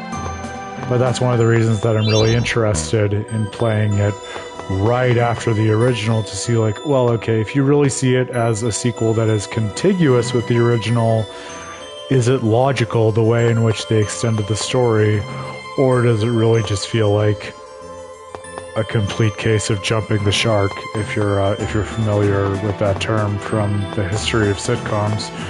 Because it felt like, to me, it was jumping the shark at the time, but I don't think I had the right context. And I think one of the things that can be really rewarding in playing games that are in series one right after the other is you can acquire a sense of the continuity that the developers thought about, even if you as a player originally playing the sequel years after the original game didn't have the right context to think about it through that lens. Like, that's actually been a big part of what's motivated me and With a Terrible Fate to do these last few lectures at Pacts on Xenoblade Chronicles and the Final Fantasy VII series, trying to play all of the entries in a very long-running series, one right after the other, and ask, okay, even if these themes weren't obvious to us right off the bat, when we play these games one right after the other, what do we notice in terms of the storytelling elements, and how can we understand those as, like, various parts of a single interactive experience that informs how we engage with the world, even if originally playing these games years apart from one another, those various elements were totally inscrutable to us. Speaking of inscrutable, now we're going to figure out the inscrutable puzzle of getting that ship. You see, I hope, why this particular dungeon was a challenge for little Aaron growing up. Hopefully it will be easier now that now that I am a little bit older. But only time will tell on that front.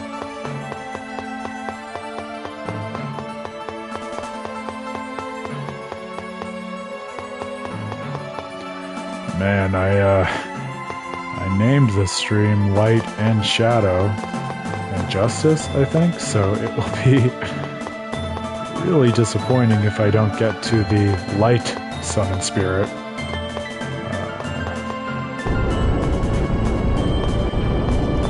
But I think we'll get there. The dungeon is feeling a little long in the way that the Temple of Darkness always has. But I think once we get through it, we will continue to plug along at a reasonable pace. As long as I can figure out the right way out of this part of it. 50% output should be sufficient. Are you okay? Are you already? I haven't called this out on the stream yet, but that intro battle quip that Presea has, 50% output should be sufficient. For someone who is so emotionally subdued, that idea of like, look, we can try at half of our total capacity and we should be fine. That's pretty cocky for someone who has just learned to re-engage with her emotions. And again, like, the game doesn't say anything explicit about that, but if you take the time to stop and think about it for half a second, like, that's pretty cool. And it shows a lot of depth to the evolution of her character.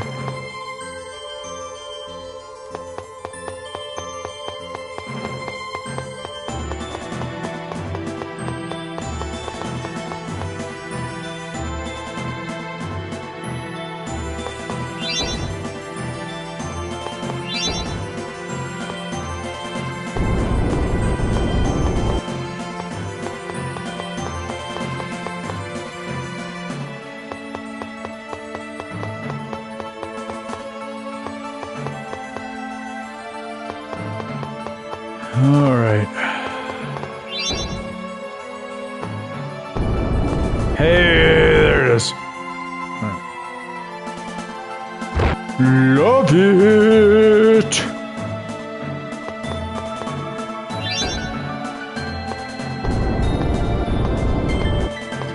Now I'm starting to remember. You only need a Christmas tree to collapse once before you memorize the totality of a Rubik's Cube of a dungeon.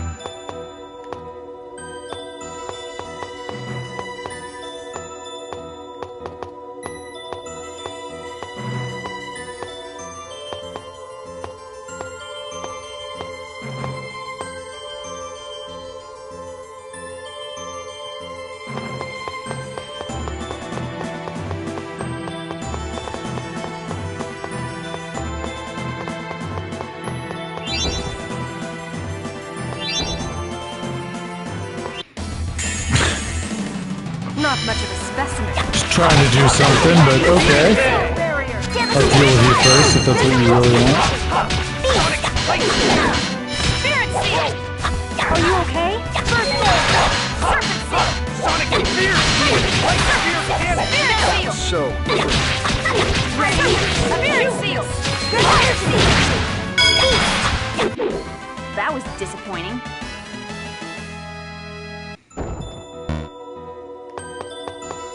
Well, at least that last one registered, even though I launched it before the fight.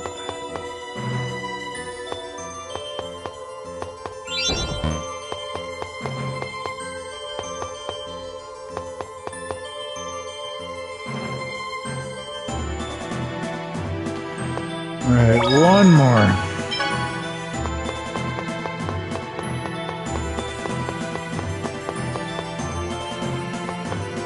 Gotta remember that. Ah, there it is. There's that last fella. We gotta push out that block, and then we should be in good shape. Is it this one? I got a feeling that this is the block that is right. That was the point of the Black Eyed Peas, right? That's the message I got from them, at least. Ah! And it was the right message. But that is not the right way, so everything in balance. Gotta go the long way. 50% output should be sufficient. Ready? Field barrier! Fire Seal!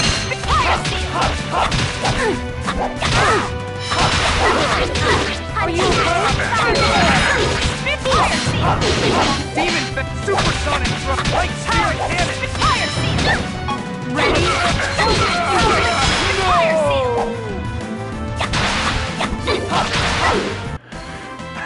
I'm sure this is just the mechanics of how the how the game balances the different, like the AIs that manage the characters. But I really love how, if you've been paying attention in this stream, back before I added Rain back into the party, Zelos was the de facto healer, where he was always casting first aid, things like that. And now that Rain is there, Zelos is much more empowered to just use all of his attack arts rather than thinking about healing. It's cool to think in that capacity how integrating and partying with different people can allow you to access different parts of your own identity, something that is much more obvious in the case of something like the Magic Swordsman, who straddles different traditional classes in something like a party-based JRPG or narrative.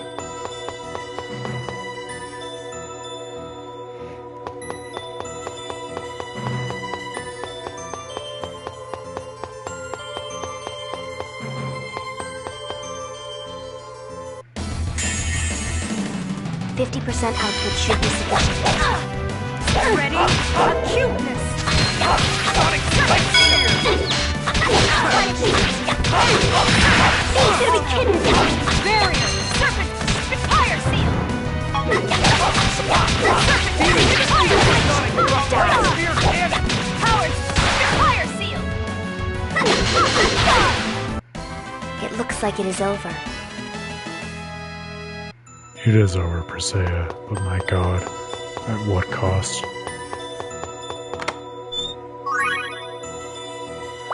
Shadow Dancer, I think that is a weapon for Genos? Yes, as foretold.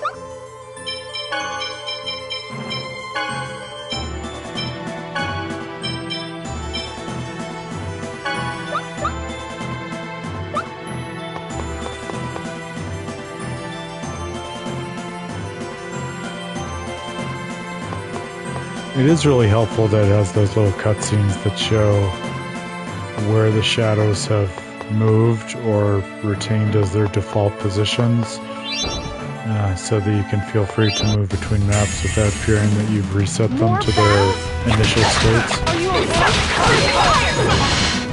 It was pretty innovative for a game that came out in 2003.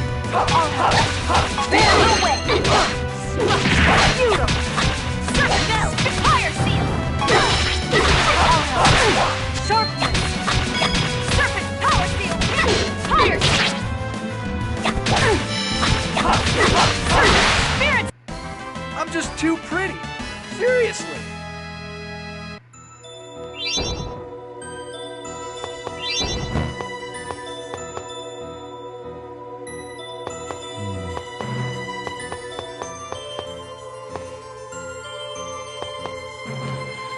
Looks like we're gonna have to move that block at the top. I think it's this one that does that.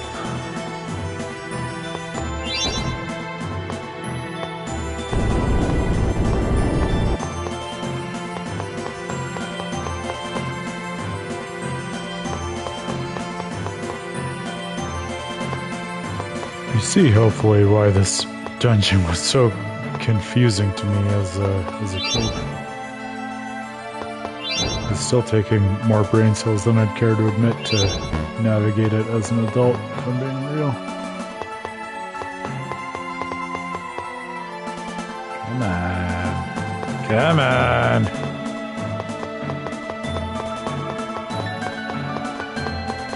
God, and the guidance on these things is just so quasi-randomized that you just can't count on them even following you.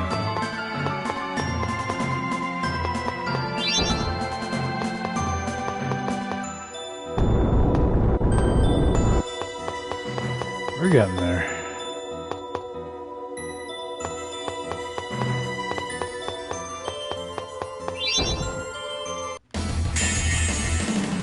More battles? Are you ready? First phase. Feast. Serpent Seal. Get me. First phase. Fire Seal. Ready?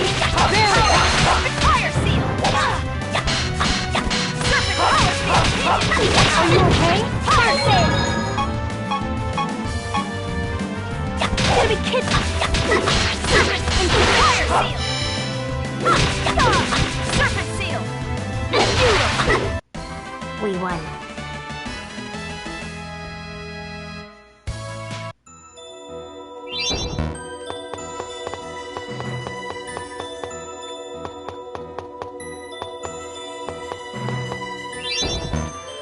Alright, last but not least, let's do it. And then there were 5. You're telling me, girl.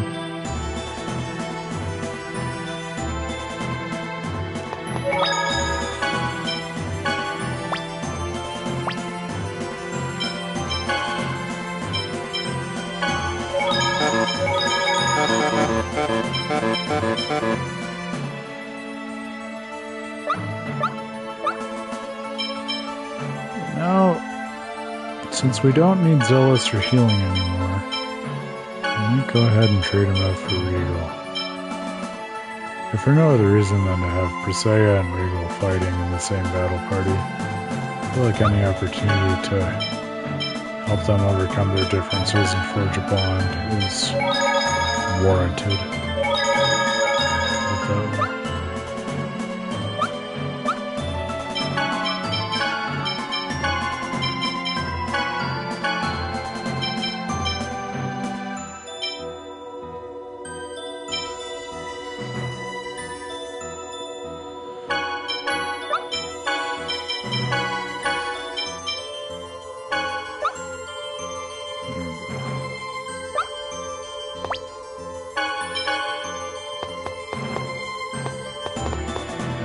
Gang's all here.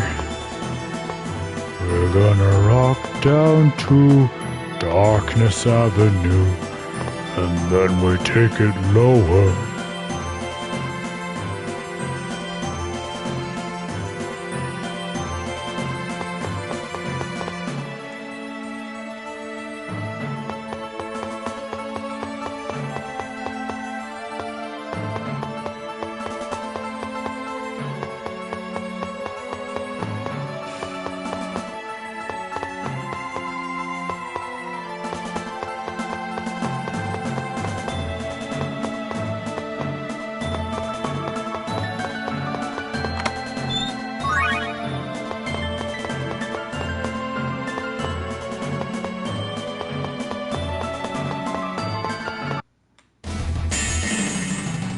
You're in.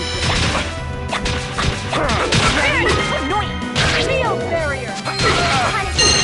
See right there, it's like, especially when Sheena's summons are tied to over limit, like, why would you not just start the boss fight right after the save stone, so that you could Do not bother us. not have to worry about what just happened with an enemy triggering something relatively rare like over limit before you got to the boss, where it would be even cooler. But we did get an EX gem level 4, so I guess I should, be grateful for that. Hey, Chrissy. No, you're good. I wish I could also have been at the pub with the nerds, but, maybe someday at some point. We are just now going through the Temple of Darkness to get the Summoned Spirit Shadow. I think the key thing that you missed was actually a pretty big revelation that you may want to rewatch in the VOD. We learned that Regal was the mysterious noble Bryant who had Alicia, Presea's sister, under his charge. And basically the exact same thing that happened with Marble, and even with Rodial, with X-Spheres going out of control and turning them into monsters. That happened with Alicia, because she was conscripted into service by Varley, the X-Sphere broker, and so Regal ended up having to kill her at her request in order to spare her life. But Regal never really got over that, as we can see by his manacles, which are basically a sort of, like, self-imposed exile and imprisonment, so he's had to get over that. And Presea had to come to terms pretty fucking quickly with him being the one who killed her sister. But thanks to her sister still spiritually being there and telling her to try to forgive him, she's making the effort so far. And we also learned what had already been implicit in the game so far, namely that Kate, the half-elf who had been kind of working in servitude to the government, was the daughter of the Pope, who's kind of trying to seize control of Tepeala for himself. So there was a lot to wrestle with there in terms of the sins of the father and what it means to chart your own path. So we've learned a lot about Presea and Regal and the different paternal relationships, and now we are back on the path of trying to make pacts with all of these summoned spirits in order to liberate each of the worlds from one another. That was disappointing. And besides that, I think you've mostly been missing my very handsome riffs on all of the weird shenanigans that I got into with this game when I was a kid. Like, in particular, going through this dungeon over, like, winter break, and being purely focused on its puzzles, only to discover my parents' Christmas tree falling over in the background of my gaming experience, which is something that, although banal, was sufficiently traumatic that I remember it to this day and was excited to share it on stream, so I take that as you will.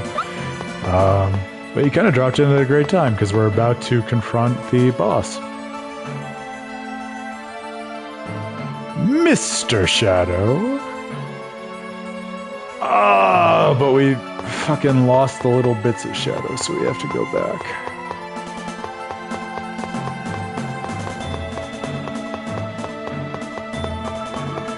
But you tell me, now that you're here, how was your experience with the pub nerds, as you call them? I'm jealous of that, and would love to hear more about that. Listen, but you know what you were signing up for when you started watching the stream of a JRPG. Like, of all the streams you could have missed the beginning of, this was relatively plot light. So, take it as you will. At least you got all the stuff last stream about, you know, the, like the Great Seed and Bada and the Renegades and all of that craziness. That was much more complicated, I think. IMO. Where did the fucking pieces of Shadow go? Did they go all the way back to the beginning? I think they did.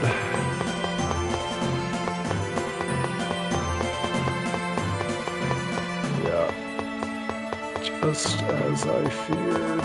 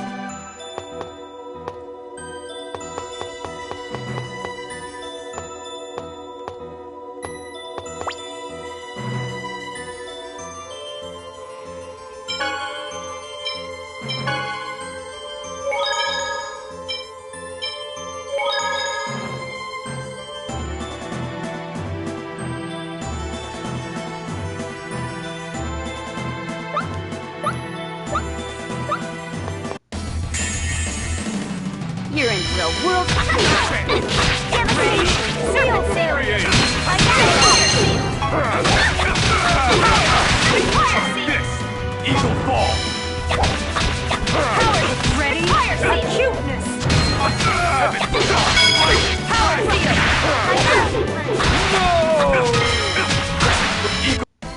That was pathetic.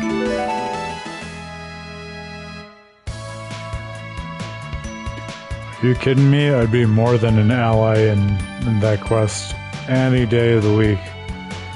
I'll have to find an excuse to go back to the UK at some point because not the most recent time I was there, but the time before in university, I had an excuse to go there for a lecture that I was giving on like the narrative structure of video games on my postgrad level in philosophy in Southampton. Southampton has a really cool program that supports stuff like that, and that was tremendously rewarding. So I would love any excuse to go back there and talk about video games or just honestly simply game with like-minded people. So don't threaten me with a good time, as we say in the States.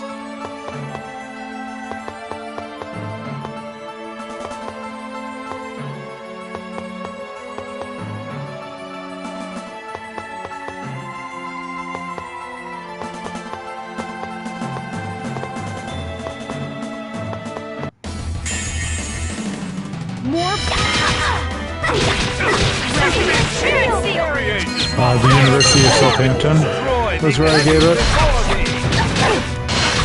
At Leeds University. Not a lot of cool postgrads who are working in, probably not gaming as such, but various areas of aesthetics.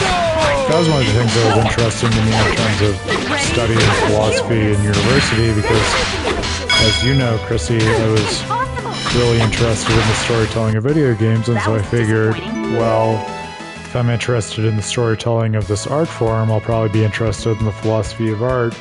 And yet, as I came to learn more about the philosophy of art and attend conferences such as that one, I found that many of the typical questions of aesthetics in terms of like the morality of aesthetics and just the nature of what constitutes beauty and things like that were categorically not interesting to me, which was part of what made me feel like I should try to explore what With a Terrible Fate could be in terms of studying the narratives of video games outside of traditional academia.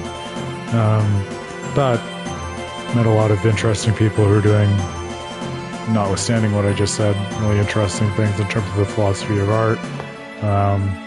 And I think the keynote speaker, if memory serves, was a professor at the time at Leeds. He's since gone stateside, I think, to the University of Texas, Austin. The opposite of that would be the summoned spirit of light, right?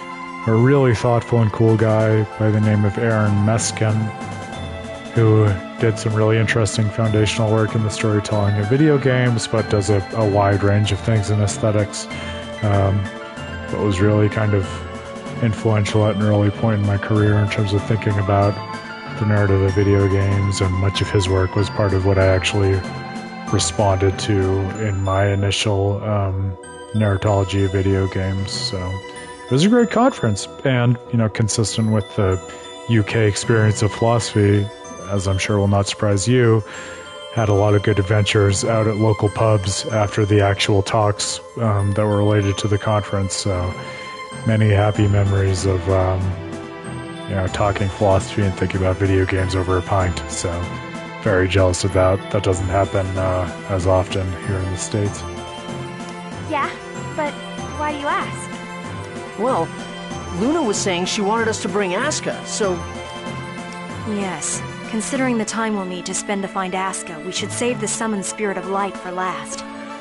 Pretty convenient, considering after this one we're now at, that will be the last one. I wonder why Asuka left the Guardian Tower of Mana. He probably just ran away to find some chicks. You're confusing him with yourself, Zelos. Anyway, here we go.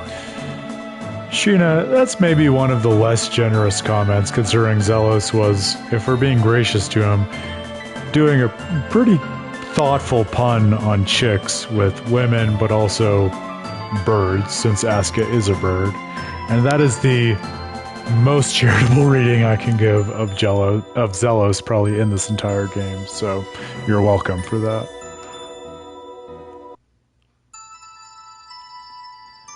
Here comes Shadow. Oh shit, what up?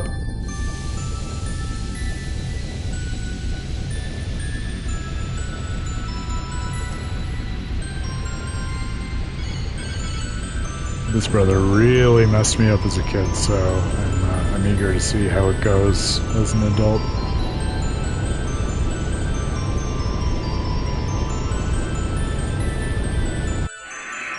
Mythos and I pact. Listen, just give me the where and when, and I will try to make it a point to get out to the UK in the near future. I'm never doing enough traveling, so I would be down to clown, as they say. Mythos, we're doing the same thing that the legendary hero once did. I am Sheena. I ask that thou annulst thy pact with Mythos and establish a new pact with me. Fight. I think Shadow is maybe the most my speed of the Sun and Spirits in terms of how I would deal with this if people came and asked for a new pact with me. He's coming. Let's do this, Leroy Jenkins. Hopefully the people watching this are sufficiently old to appreciate that reference.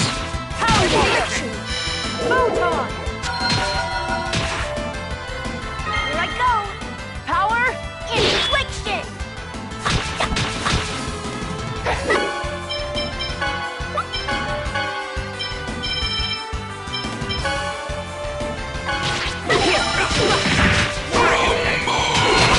Ready?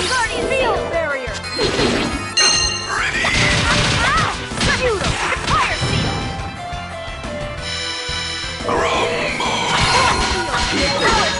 Fire infliction! And I hope Shadow's quasi-grammatical whisper is as haunting on the stream as it is in my headphones. 'Cause, oh man, it's even creepier than it was for me as a kid.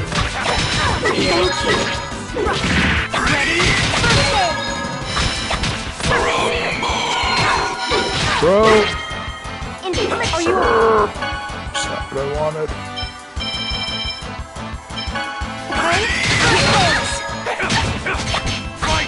Eagle down. Ready. Are you okay?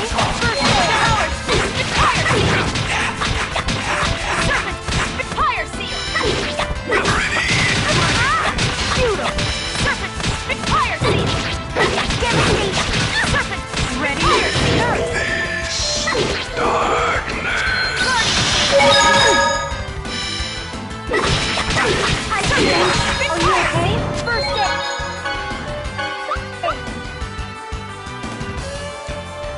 Pretty quick fight. Sometimes these things just work out.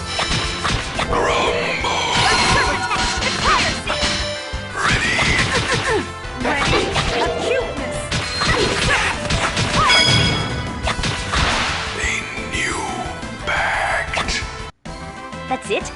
This is getting started. Let me see if I can mimic Shadow with my hopefully higher quality mic than we have the compressed audio from the game.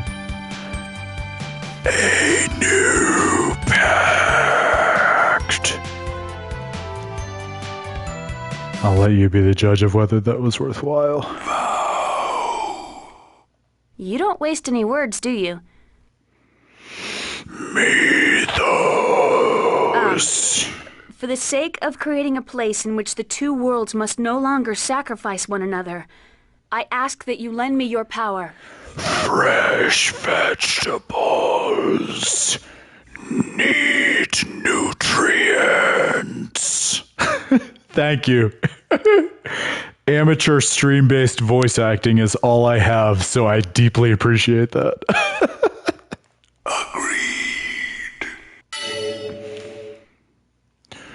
We're going to rock down to Electric Avenue, and then we take it to the Great Seed.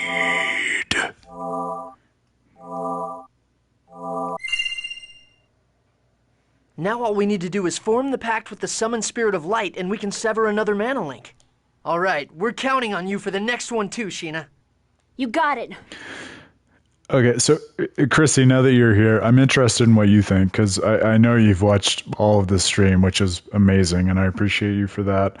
one thing that I was saying earlier in the stream was I feel like as a kid, I really valued the character of Lloyd, and I felt like he was my way into the game. But this time, as I've been going through it again, I've felt much more like I resonate more and empathize with the characters from Tethe'ala, and Lloyd is much more of like a Luke Skywalker or a blank slate antagonist. Protagonist who gets me into the world, but isn't really the reason that I stay. But assuming that you haven't played the game before, which I think is right, I'd love to hear like where you sit in terms of your alliances with the characters in the main party and which ones really draw you in and keep you going versus which ones are more of just like window dressing or whatever you want to call it.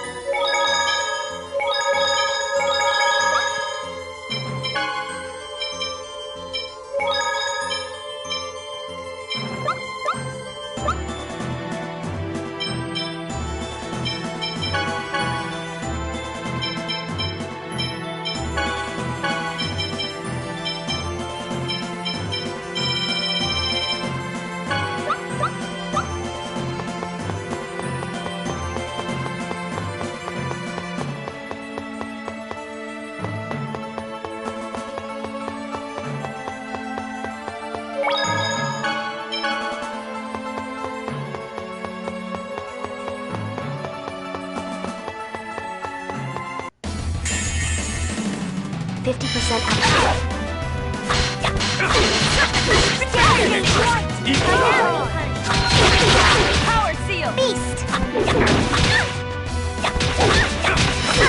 seal! Fire seal! Salute infliction! Ready? Ray! Do not bother us.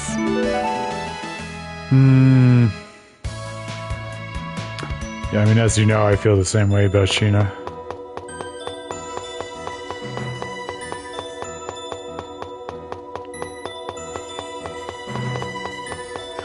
I wish you'd been here for the first part of the stream, because the stuff that was revealed about like Presea's sister and her relationship with Regal really kind of pushed me toward the side of being most invested in like Presea.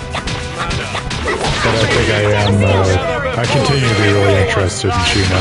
I'll tell you, like, as someone who has only passing familiarity with the rest of the story from this point on, I'm interested to see where Sheena's character goes next, because obviously she's a central part of bringing the Summon Spirits together, but I don't totally remember how central a part of the story she plays after this. We won. Oh, you're okay. No, type as much as you want. I have the beautiful like supplementary app on my phone set up just in case that kind of longer message happens. So type to your heart's content. I'll be able to see it. I don't know why the PS5 app wouldn't just show you the whole message, though. That seems like a huge oversight. But yeah, you're good in either case.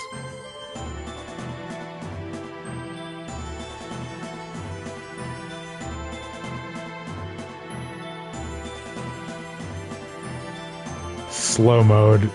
Oh, is that the thing where you can only send so many messages at a time or in a certain period of time? Yeah, so, I mean, this is a perfect time to talk about this since we're just dealing with Zealous being a lech, which is par for the course.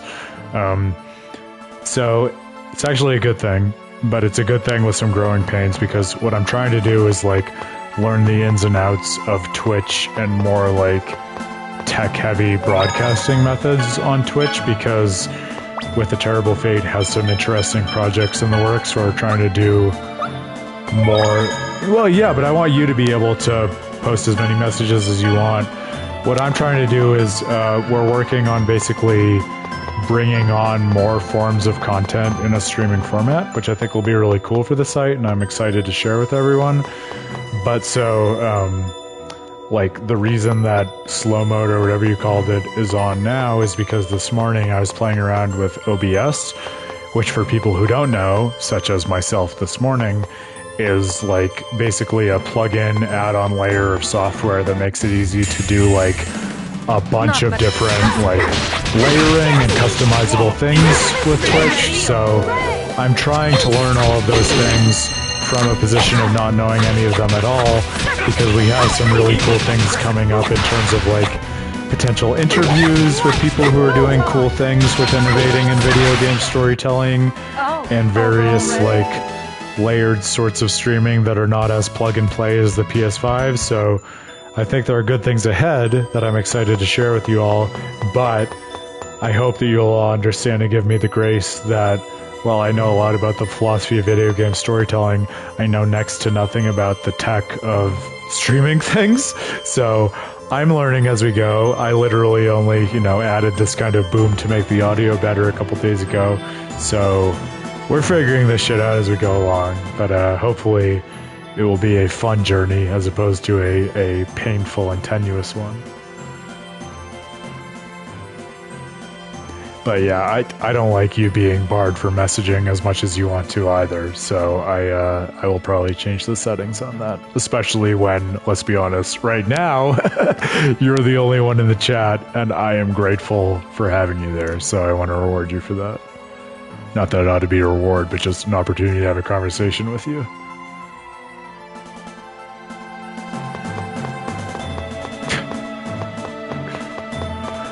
I like that the Temple of Darkness really just, beyond Shadow, who's a very cool summon spirit, basically serves as an opportunity for challenging puzzles and multiple opportunities for Zealous to say in different ways, I'm going to use deceitful means to fuck every woman in 2 worlds. That's what you're looking for out of a JRPG, right? Right? Jesus Christ. I'm telling you, I said this last stream, and it hasn't been the amount of hours I told you to wait yet, so you have to keep waiting, but keep waiting on Zelos. It's gonna be a payoff. Trust me. If you haven't played this game, just fucking trust me. I would not steer you wrong.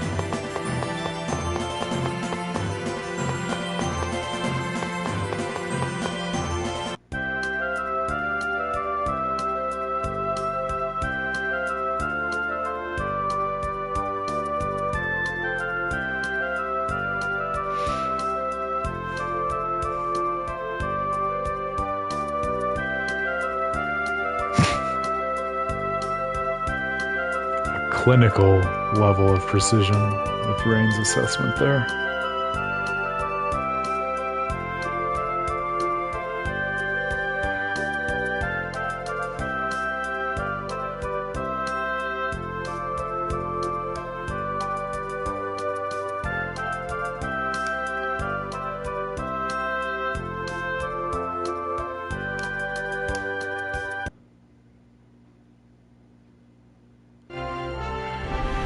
Alright, to Mizuho we go then.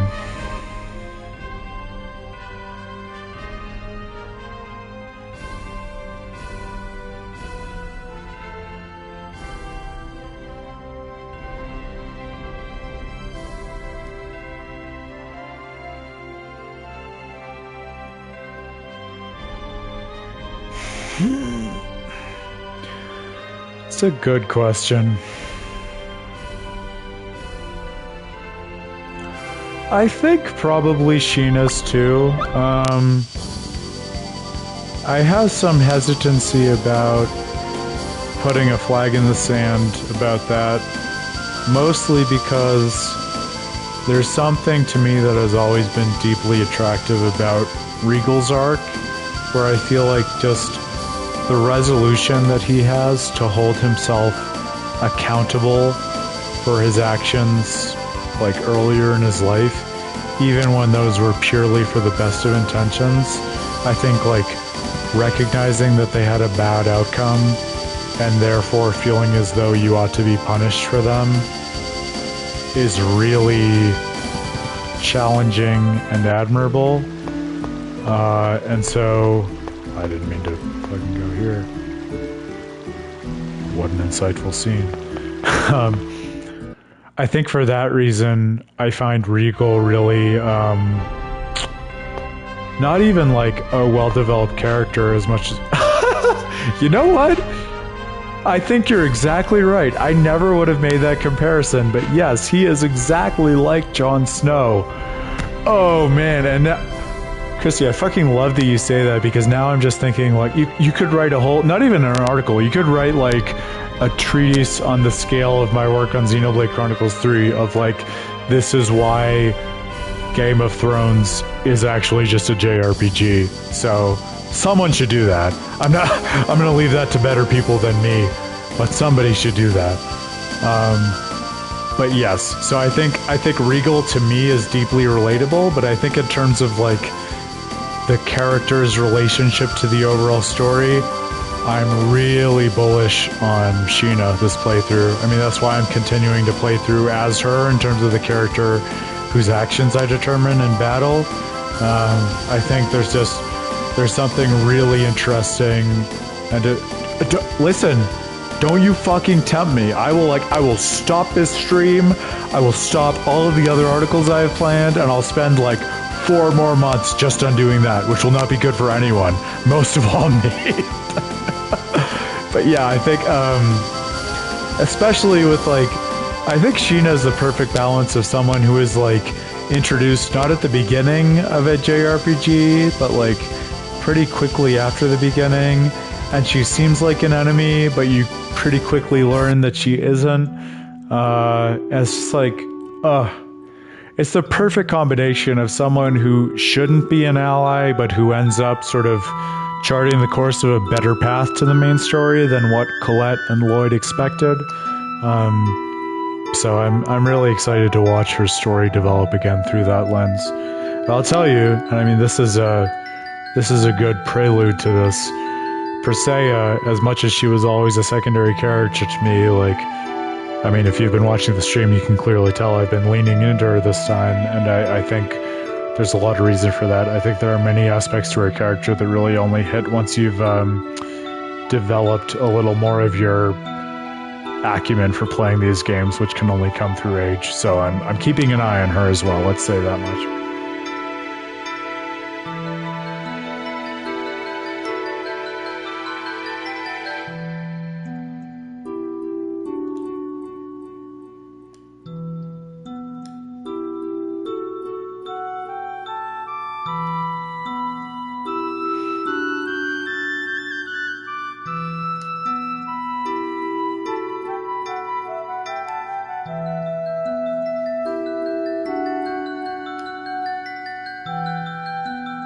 This is cool. I can't vividly remember whether I did this in the past, because obviously they say, let's take a tour of Tetheala and try to decide what the party members are going to do before we make the pact with Asuka and Luna, but these are really thoughtful little scenes that actually reflect that division that the party members experience based on their origins versus where they are now and what they want in the present moment.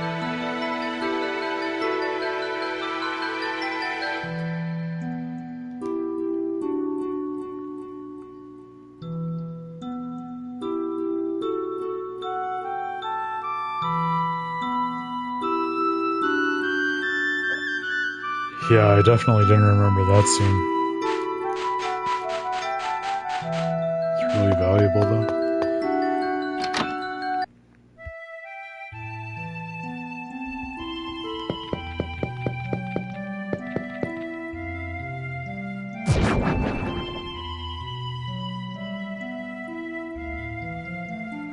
Listen, if you thought of an incredibly articulated bear carving wasn't a front for the Wonder Chef, you haven't been paying attention in the stream so far.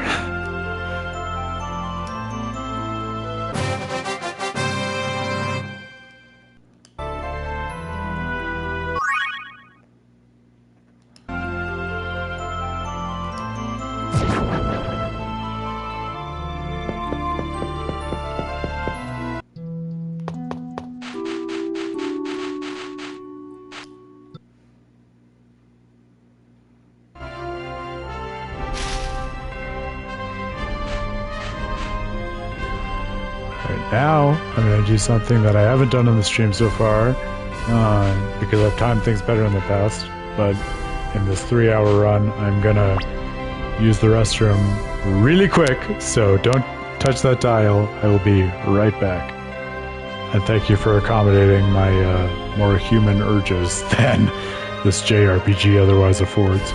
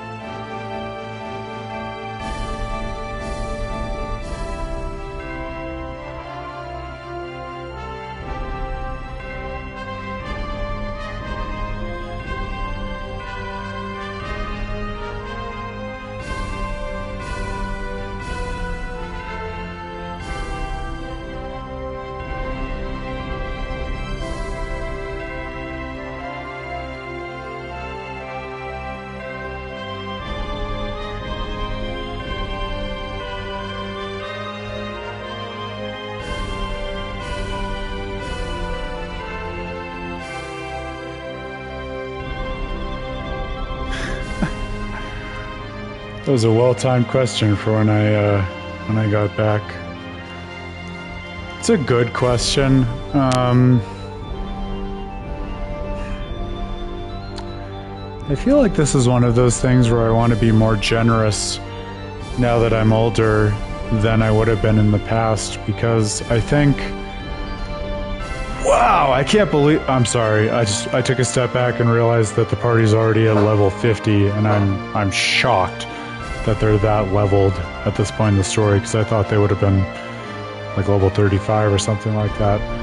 I think the naive Aaron would have said, I think that Colette's journey kind of ends with the journey of regeneration, which is part of why I don't feel attached to her, because I feel like her character is mostly a plot device for the first act of this story, and then kind of peters out after that.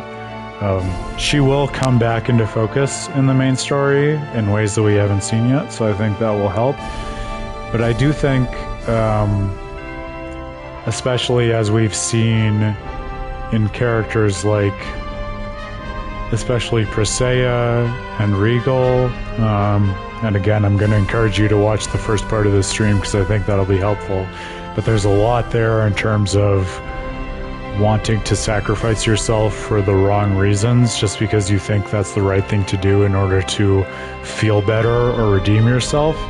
And I think Colette is a nice mirror or model for that in terms of, like, she has one line when Regal and Presea are wrestling with what happened to Alicia, basically saying, like, look, I understand how tempting it can be to just throw your life away. I'm going to tell you that's never worth it.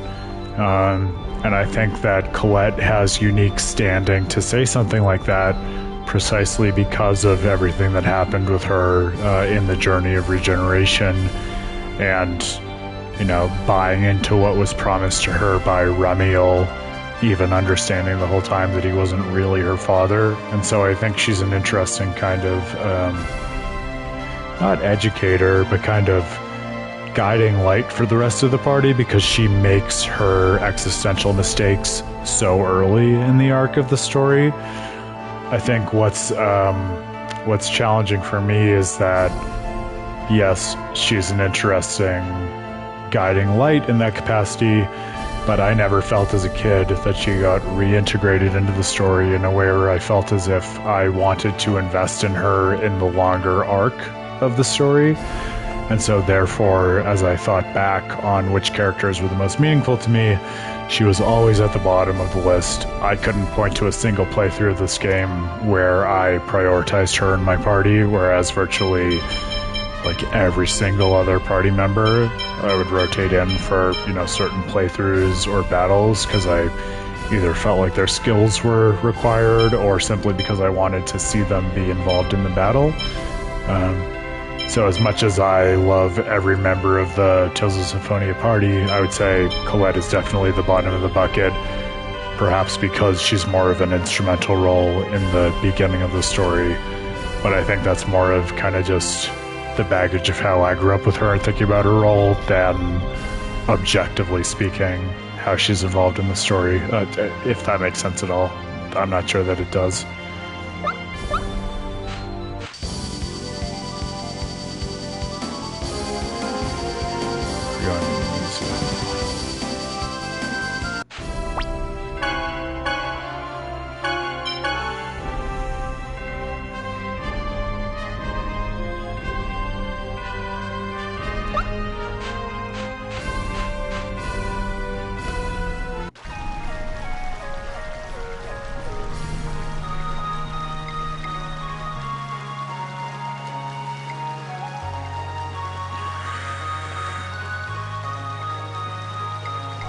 Yeah, when you say instrumental reasons, do you mean just like the pragmatics of having them serve a certain role in gameplay, or do you mean something else by that?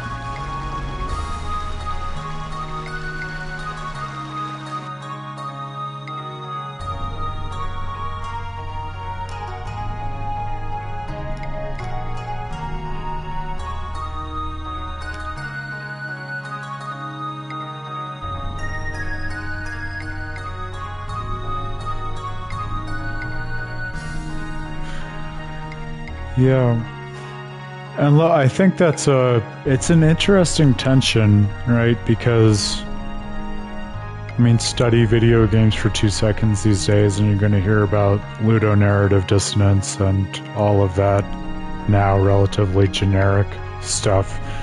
And I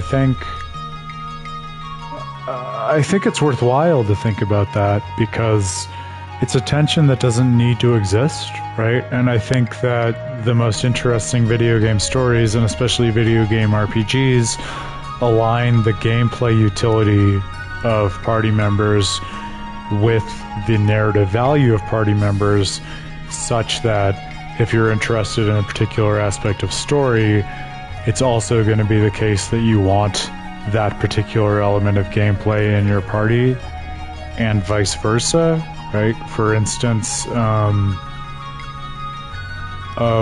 don't know. Since we're in the realm of Tales of Symphonia, I guess an easy answer is with Sheena, right? Because we were talking about Sheena, right? Like, if you're really interested in the dynamic of the summoned spirits connecting the world and binding the world in a way that is not obvious based on the journey of regeneration, then of course you're going to be interested in this summoner who's able to actually channel these summoned spirits in battle in a way where you wouldn't otherwise have access to them, right?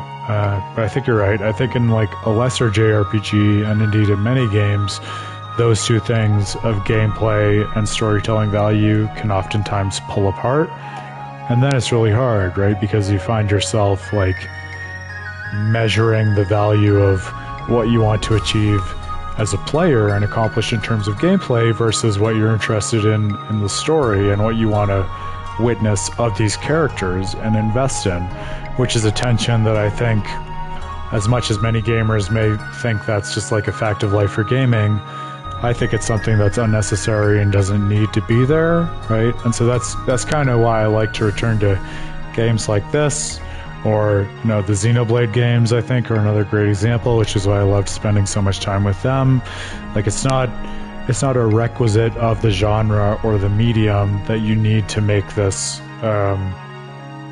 like Sophie's Choice or Solomon's splitting of the baby between gameplay and story. You can in fact have them both. It just requires that in terms of the narrative you're experiencing and the game you're engaging with, the game needs to be structured in such a way that it's a sufficiently coherent experience that no matter what you choose, it's defensible both in terms of what you value in terms of gameplay and what you value in terms of story. That's not insurmountable. It just requires a certain amount of intentionality for the developers who are crafting it in the first place. That's what I think, at least.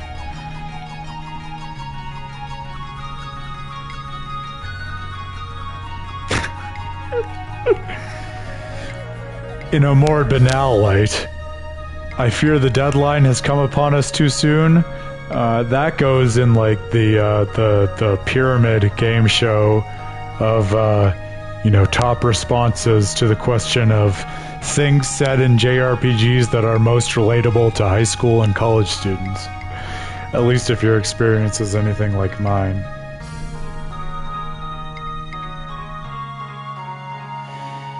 Yeah, I get what you're saying about the strongest characteristics. I think that's honestly, like, we've talked off and on in this playthrough about the EX gems, which I never thought about in terms of gameplay previously, but I think it does warrant considering because it's this really cool mechanic where the EX gems give all the characters upgrades, alright, but if you look at what they amplify with regard to each character, it's separate, right? Like each character gets different power-ups that are relevant to the way that they play in terms of gameplay, right? And so I think it's easy to feel like, oh, I gravitate more towards the hack and slash or the caster or whatever and veer more towards those characters. And in fact, that's what I've done in the past with these Tales games, pretty much all the way up to this most recent playthrough of Tales of Symphonia. But I think a more global perspective and perhaps enlightened perspective in terms of the storytelling says, well, no, as you acquire characters in your party, take a step back and ask yourself, like, which aspects of the story am I most invested in?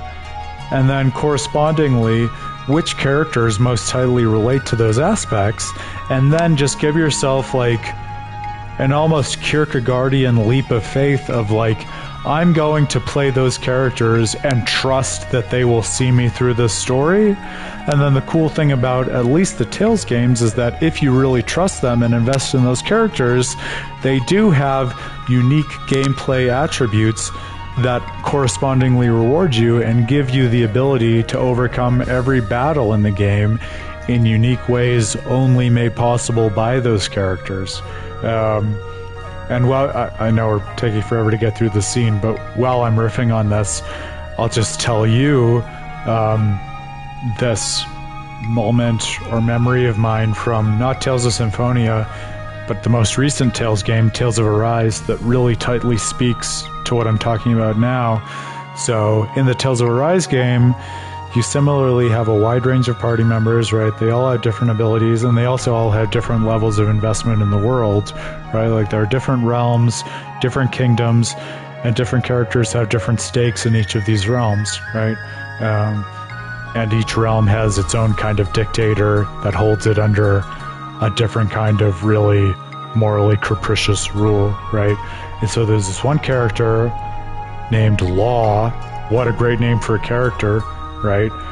And he actually witnesses his father be murdered by one of these dictators and wants to get his revenge, wants to redeem himself, become a man in the eyes of his culture and his father and everything like that. And so, because you're going through this JRPG, similar to what we're doing in Tales of Symphonia, you ultimately have the opportunity and, this obligation that's incumbent upon you to overcome this big boss, the ruler who killed Law's dad. And one of the coolest gameplay moments to me in Tales of Arise was when we confronted this big boss with the whole party, I happened to have Law in my party, alright? And I was playing the game on the hardest difficulty because, unlike this stream, I wanted to actually give myself a challenge in the gameplay, right? And so I reached this point near the end of the fight where I had wasted all the items that I had in my inventory, and I was still alive, but barely just, because the boss had killed every member in the party except for Law. And remember, this was the boss who was responsible for the death of Law's dad. And Law was not the character whom I had chosen to control. He had, you know, a hand-to-hand style combat that didn't really resonate with me. He wasn't the main character. But so I was late stage in this battle, and I wanted to find a way to overcome the boss and get to the next stage. So I used the controls of the game to switch over my control to take control of Law and take on this boss. And we were at this point where the boss was casting the spell, which, if you know these games or if you've seen it in Tales of Symphonia already in this stream, is the highest tier lightning spell. It's called Indignation, right? And it's basically an AoE spell that nukes the whole party, right? So you don't want that to happen, and that's the spell that had wrecked all of the other party members except for Law. And so he's getting ready to cast this. He's doing the incantation. I've taken control of Law, and I, as a player, I'm like, I'll be damned if this boss kills me, kills my party, and sets me back to before this confrontation, because I'm so invested in it. And you can imagine that Law, from his perspective, is like, I'll be damned if this guy who fucking killed my dad beats me and, you know, putatively demonstrates that his way is the right way to arbitrate this world and makes me feel worthless. And so there's that alignment in that moment between the character in the game and what I'm trying to achieve as the player. And then exactly what I was able to do was, while this boss was casting this incantation, I took control of Law. I took him right up to the boss, punched that fucker with Law's fist-to-fist combat moves, just to the point where, like, you can't make this up. Right before he finished casting Indignation, I was able to kill him with Law and defeat him. And, like, as totally circumstantial as all that was, I swear to you, like, to this day, that's been one of the most impactful moments of gameplay for me, precisely because of the alignment between what that character means to the story and what that gameplay had to do with my progression through it, in a way where I'll think about that and how cool that was every few months. Whereas most battles in, like, a JRPG or any video game, like, you know, it might seem cool at the time, but you don't remember it or invest with it after the fact, because it's just like, it's one of many battles, right? And I think games like this one are so memorable to me precisely because they marry that gameplay with the story in ways that, like, you wouldn't expect, and it doesn't make obvious, but if you take the time to think about it and play it enough to have those kinds of organic experiences with it, as I had with Tales of Arise and Law, it can add so much to what you get out of the overall experience and make those tens or hundreds of hours with the game really worth it in ways that resonate throughout your broader gaming oeuvre and your life, even beyond gaming.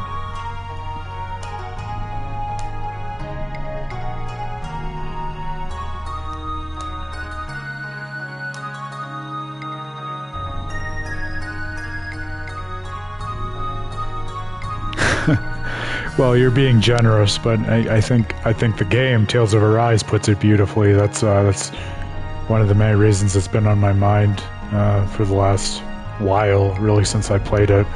I was saying, I think before you came on the stream, Chrissy, that I'm strongly considering playing the sequel to Tales of Symphonia on the stream after this. But my hope with this Tales of Praxis series is that I'll be able to, you know, if people are interested, play through a number of these and write about a number of these. And Tales of Arise is very high on my list. I think that is a very cool synthesis of modern video game narrative and the more retro aspects of Namco Tales storytelling that we've been talking about in even Tales of Symphonia that have kind of been lost to the annals of time and history. it's hard to strike that balance, you know, but especially as an older gamer, when a game does that brings like the past into the context of the present, you really feel it, you know? I mean, it has an impact on you that few and far between you get in the games that you play, I think.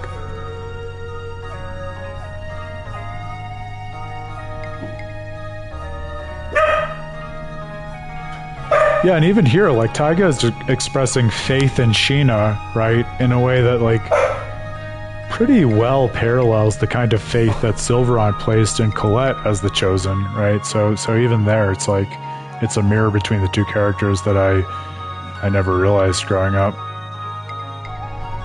Chrissy, that is so generous of you. Listen, I mean, I really want to thank you because obviously, as you know, I'm still very much figuring out the configuration and best format of these streams, and I'm really just trying to say out loud whatever I'm thinking. But I do think, like, part of the ethos of this, and for anyone else who's watching who has less context than Chrissy, like, you know, With a Terrible Fate puts out these very rigorous and complicated studies of video games, but I really believe they're all founded on the passion and interest that every gamer shows the medium simply because they love it so much.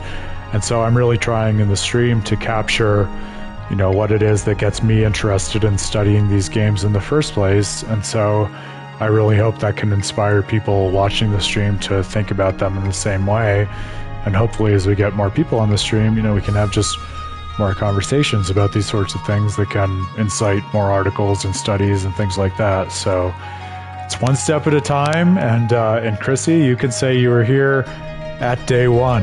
I mean, if it weren't for you, as it was earlier on the stream, it would just be me talking to the walls and to the silent viewers among us. Not to call you out silent viewers, because I'm happy and honored to have you too, but I hope if you ever feel compelled to contribute to the stream, you will feel as though it's totally okay to contribute to the chat, because truly, like, I think the more the merrier, and trying to make this as roundtable as possible is a big goal of mine in these streaming adventures.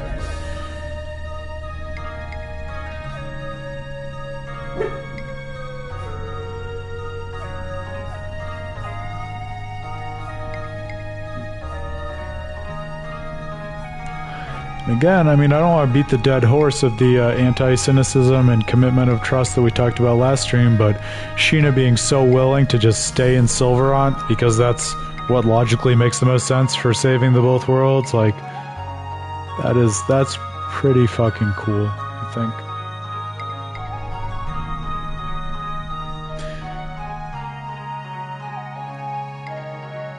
Yeah, and I have been grateful because I've seen a lot of people watch after the live stream, but I don't know, I'm hopeful more people will join the live stream over time. I was playing around with various streaming technologies and plugins and stuff like that earlier today, and it seems like there are ways to stream simultaneously to Twitch and YouTube, so I'm thinking I might try that, because With a Terrible Fate is fortunate to have a few more subscribers on YouTube than it does on Twitch, just because our Twitch presence is more recent. But I really think there's a model at least that could have this kind of stream and conversation be almost like the more engaging and in the moment, like academic conference when it comes to things like thinking about the storytelling of games. So if we're able to help facilitate that, I'd love to be able to contribute to that advancement of the culture. But we're still in early days.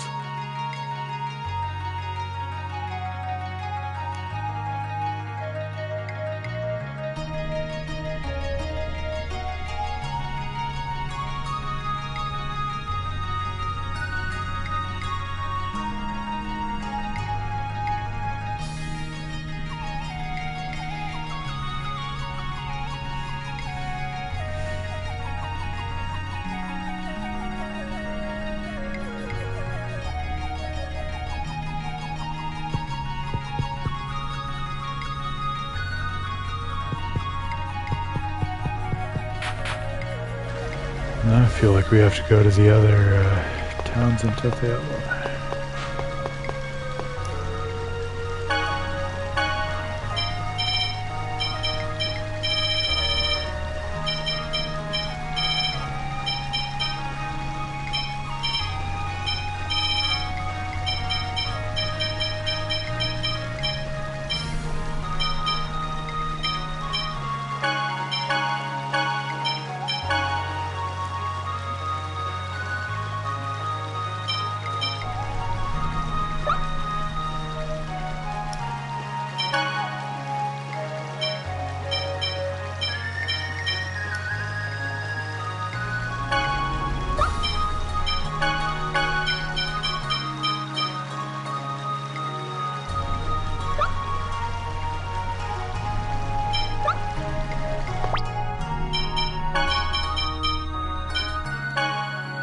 Speaking of Colette, never wanting to upgrade her. While I have all the materials to actually give her a better weapon, I might as well. If for no other reason than the pure goodness of my heart. I'd say I never did anything for you, Colette.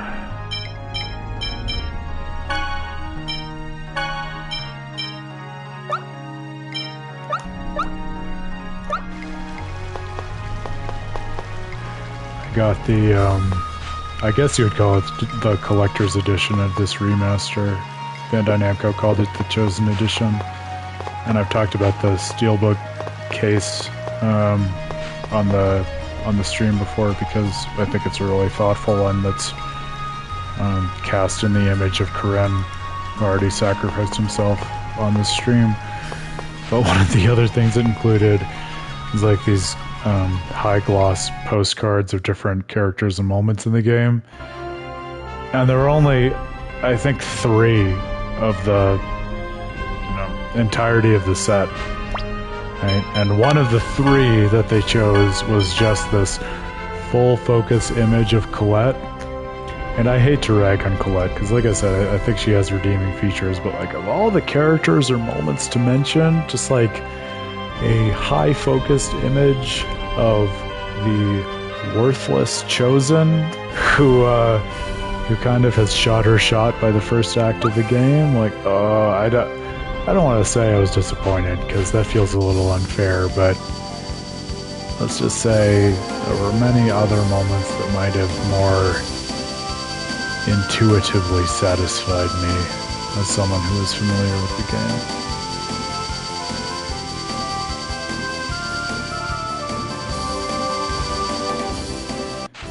Guess we should go to Meltokio also, in case Zealous has feelings to feel here.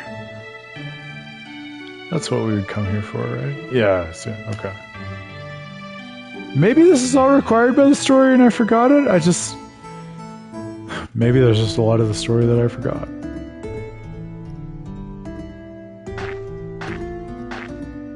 That's one of my challenges with JRPGs. I mean, tell me if you feel similar or different, but one of the artifacts I think of them being so long is I have really vivid recollections of their first few chapters, and I always remember the ending because a lot of time in my own research I'll focus on explaining the endings as a way into the game.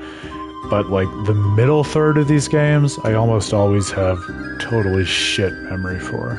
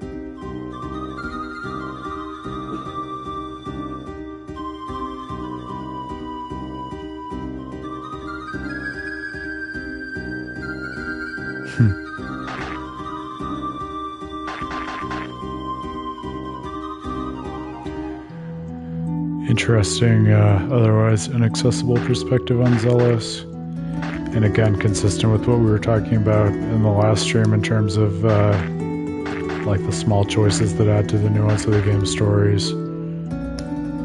Note that this little insight into his character and his thought about socioeconomic inequality was not voiced.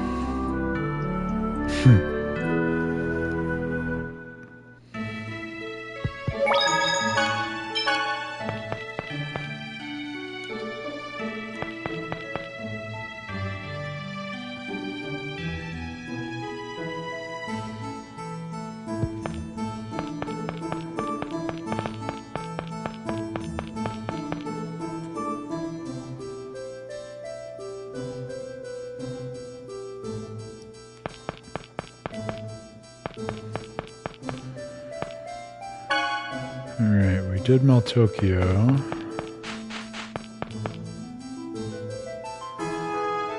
My guess is we want to do Altamira.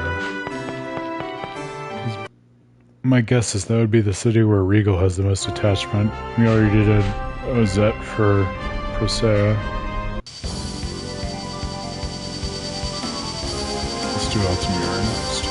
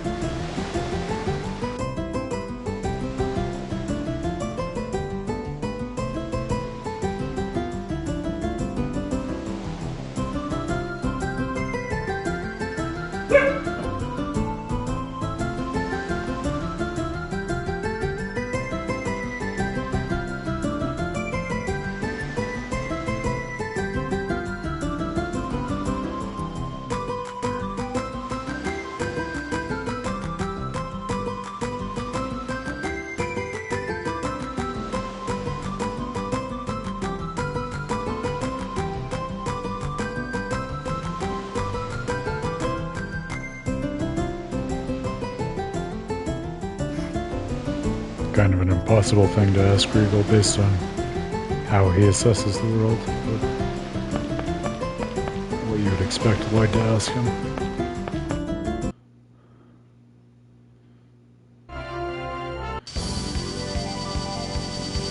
Alright, I wanted to see the Research Institute town. We first put Presea under those experiments too. Maybe Flanor? I don't know if Flanor would trigger anything. Cyback. That's the name of the research town.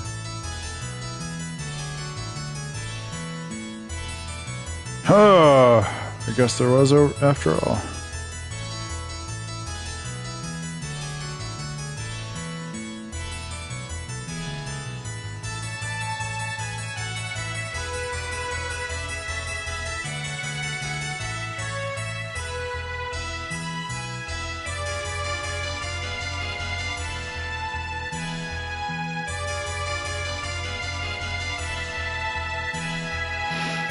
That's true, because if you're thinking about where different party members want to stay, we have to remember, like we learned last time, Rain and Genus actually are from Tetheala.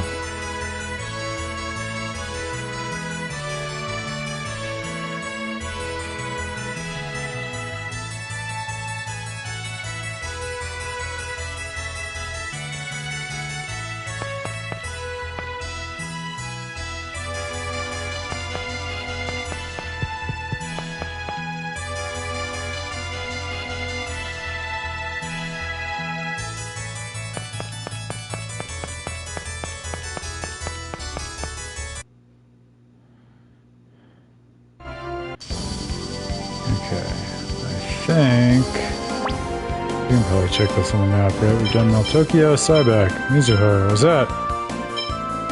Is Altessa's house a site worth visiting? We're still a little mad at the dude. He conspired with Crucius. We haven't seen Flanor. We saw Altamira. Exire, we haven't really shown up into the main story yet, but we happen to end up there.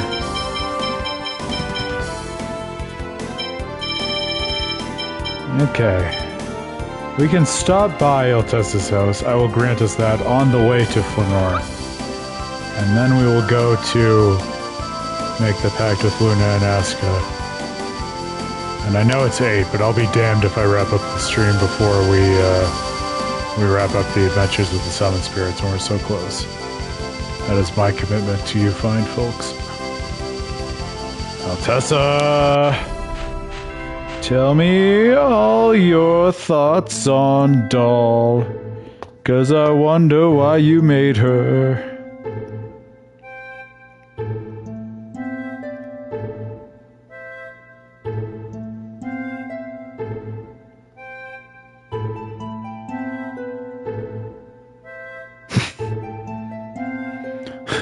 I've never had a half-elf friend before, Mythos. I love you.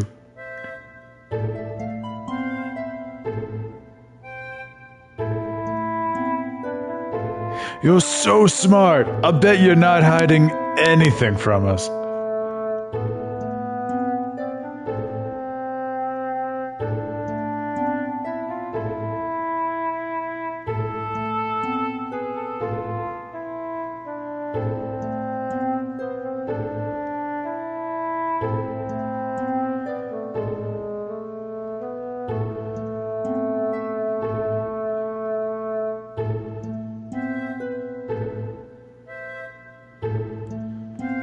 Man, I can't believe I almost overlooked this place on our world tour.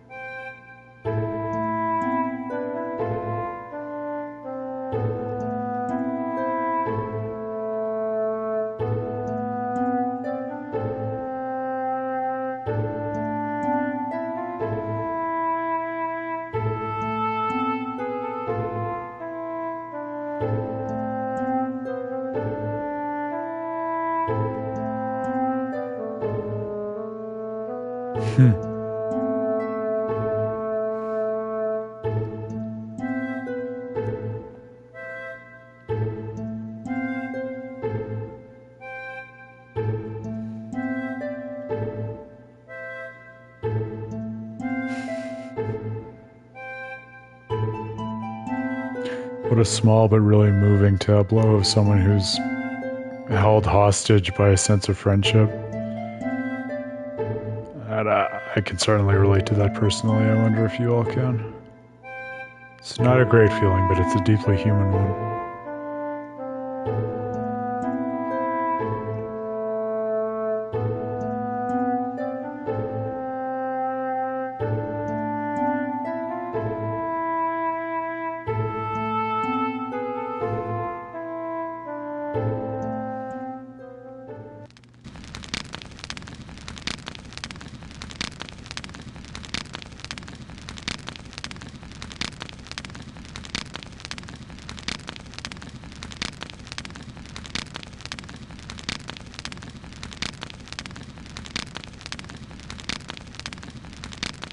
This is something that I didn't realize a while ago was a trope in JRPGs, but this idea of getting the party together just to set them off on their own devices to think about what they really want before they resolve to do something permanent to the world.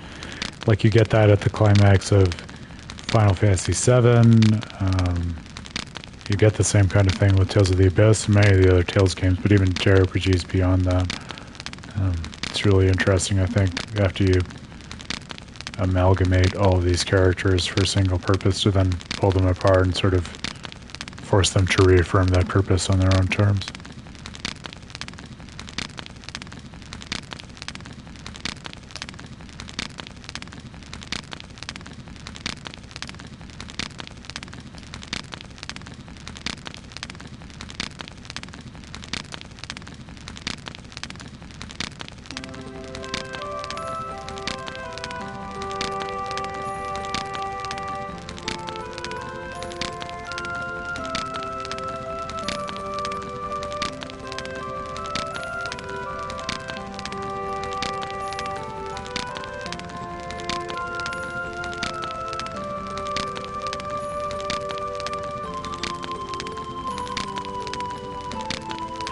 See, this is why I kind of feel justified in feeling the way I do about Colette, where, like, weirdly enough, I feel like part of her arc is precisely the fact that she seems entirely central to the story at the beginning, only to be undermined in that, and then she, along with the player, has to wrestle with the fact that even though we hung so much on her in the first place, she ultimately isn't more important than anyone else. And that can be really harrowing to think about when you went from what we rightly described earlier on as a literal Jesus arc to suddenly just being even less than an apostle, right? Just like, you know, I guess in that metaphor, like a regular Christian who's just trying to make a difference in the world for the better.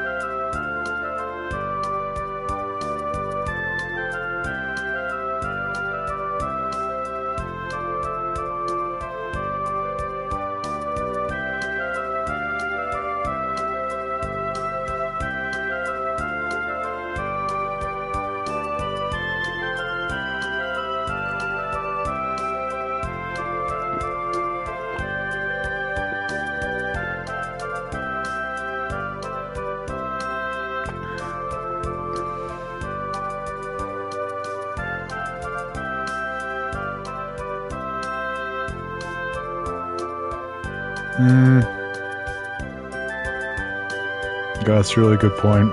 It's easy to see yourself as the hero of your own story, like Colette does when you're younger, but then if you're fortunate enough to make a lot of connections in the broader world and become invested in broader journeys, that perspective that was perhaps so central to your life and self-concept earlier on can start to feel really myopic, and you have to reconceive of your place and utility in the world. It's a really good point.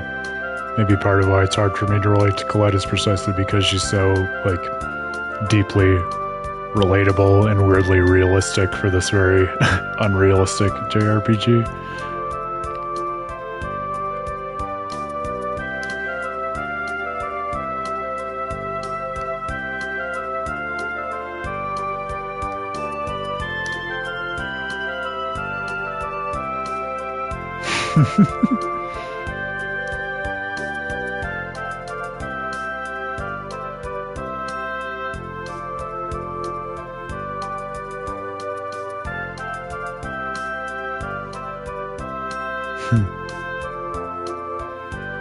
So I'm sure there's something to say about this. I don't have the wherewithal to say it right now, but that thought or arc of after going through the journey of saving that one world, Silverant, and then discovering this whole other world, only to return and resolve that everyone from these different worlds is going to go back to Silverant, the world where you, the player, started out. I mean, there's something really, I think, kind of challenging but satisfying about that. It's worth exploring.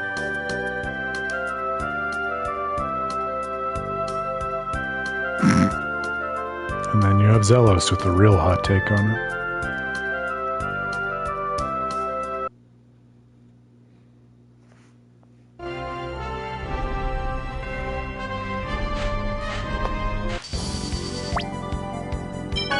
I think I'm missing something. Time to form the pact with Eska and Luna. And then we could feel good about wrapping up the stream for the night. What I'm sure will certainly not be a cliffhanger in the story. He said, sarcastically setting up the next act in a JRPG story.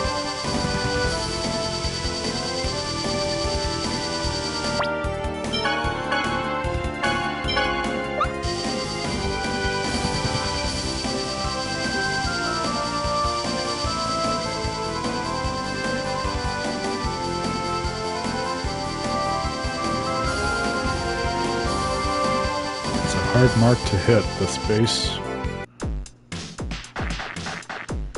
I thought that was supposed to give us the ability to jump. Am I crazy?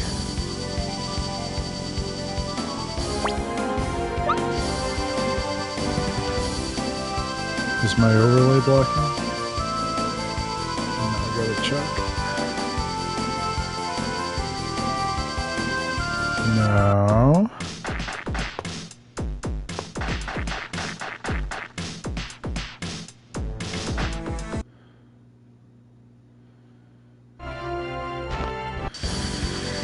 And how are we supposed to go to different worlds?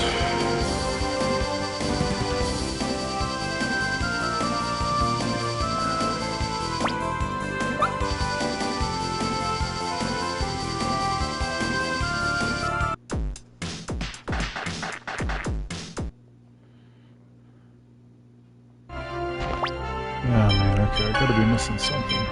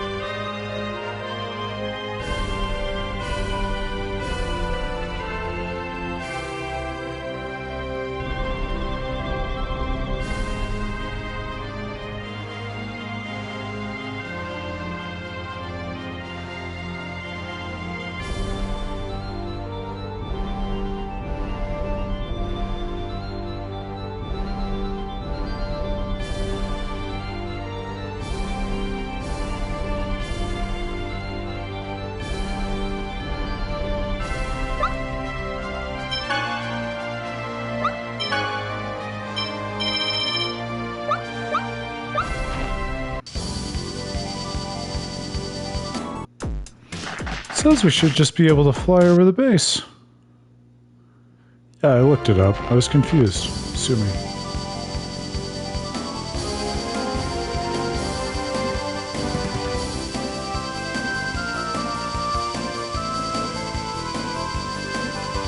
Enter the base.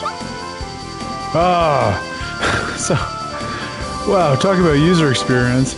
You have to reject entering the area before you can travel to the other world, which is certainly going to be your objective after finishing the base the first time, at which point you hadn't even had the opportunity to go to the other world.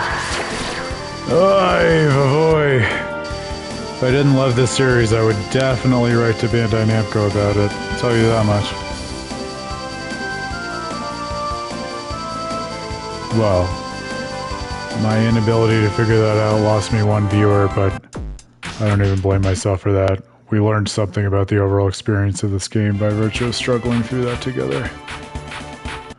Alright, now we get to go back to the Linkite tree. If I can find the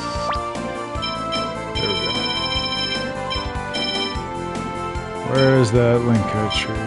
It's up there. Alright, perfect. Alright, we're off. That didn't take us that long, all things considered. Now we know.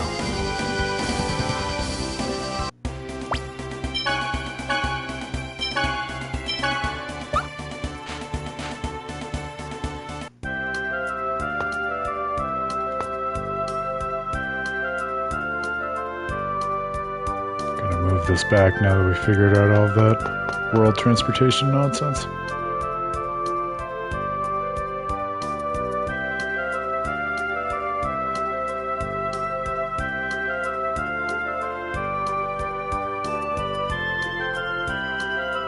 Go team! We finally have all the things we need.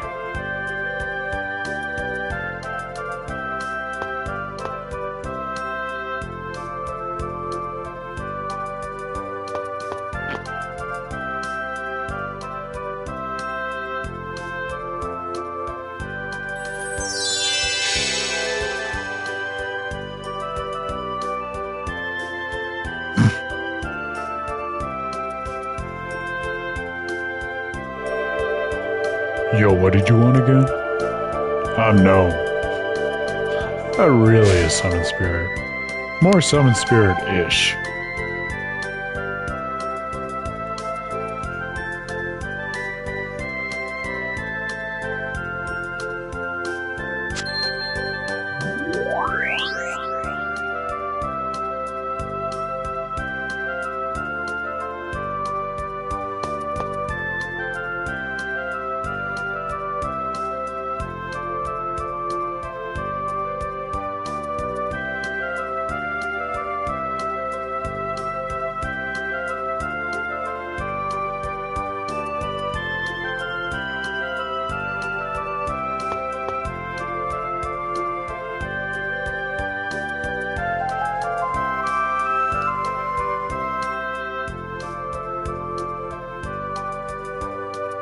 My man.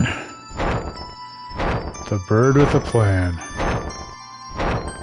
Right after I move my display back.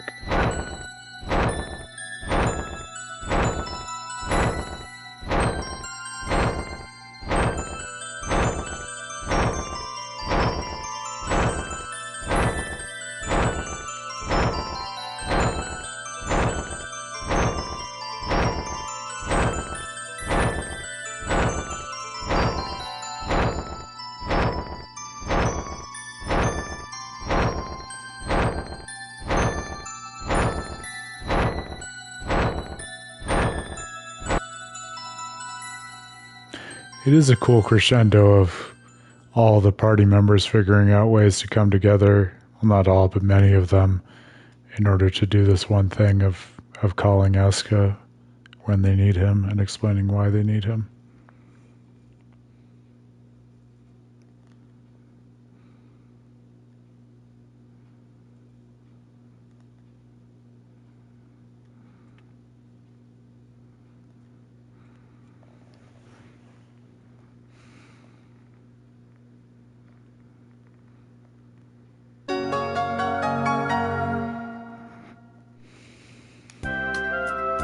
Alright, and we're off for the last Summon Spirit confrontation.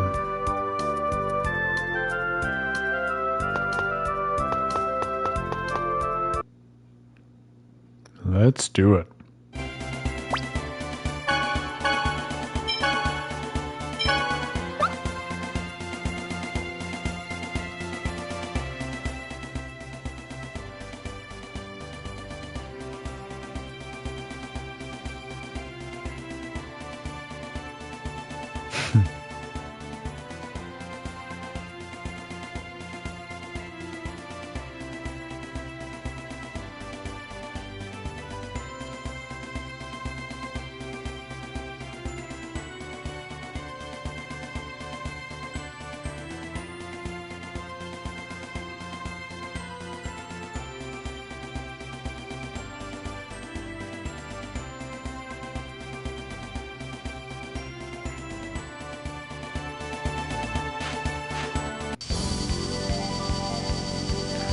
I love that the radically different perspectives on trust of two girls who otherwise have so many reasons to deeply empathize with one another by virtue of both having lost their souls in such similar ways for pretty significant periods of their lives.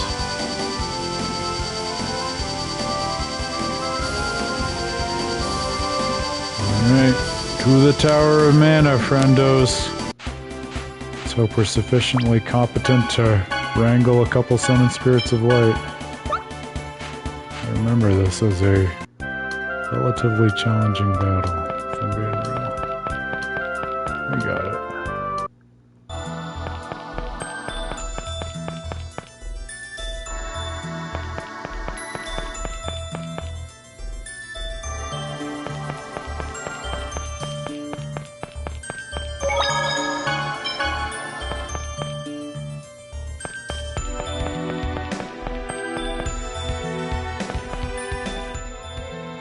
Almost at 30 hours, folks. Cheers to those of you who've experienced a lot of it with me. It's an investment, but I'm doing it because I think JRPGs, especially JRPGs such as this, pay off in terms of what you get out of all those many hours. Especially when they call out game mechanics like quick jump. That's the real measure of their literary value. Am I right?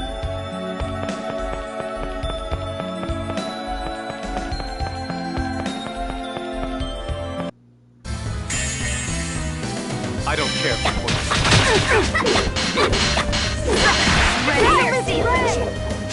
Nope. Power! Spirit! That's it? I was just getting started.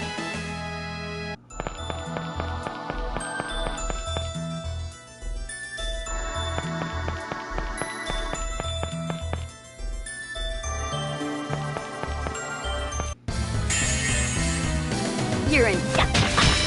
Power! Fire! Siege rush! That was disappointing.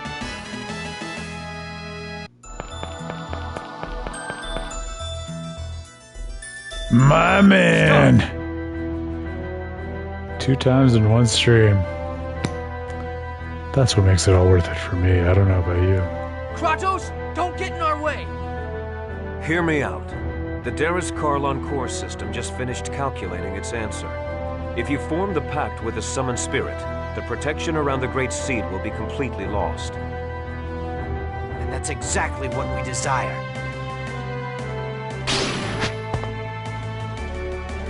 Don't you understand? What you're hoping for will not happen. So this is a real question, and especially if you're watching this and you haven't played through this much of the game before, I want you to really think about this before we go on. So there's a decent amount of this game to go. At this point, we have very different perspectives and lived experiences with Kratos and Ewan. With which of them would you side? And why? Silence! Do you think we'll pass up this opportunity? Lloyd, leave him to me. Go now. Form the pact with the summoned spirit of light.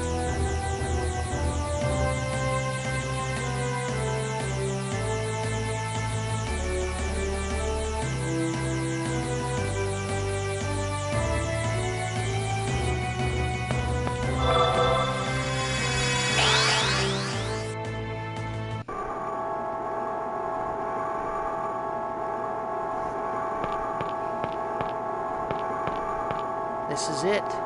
The protection around the Great Seed will finally fall after this pact.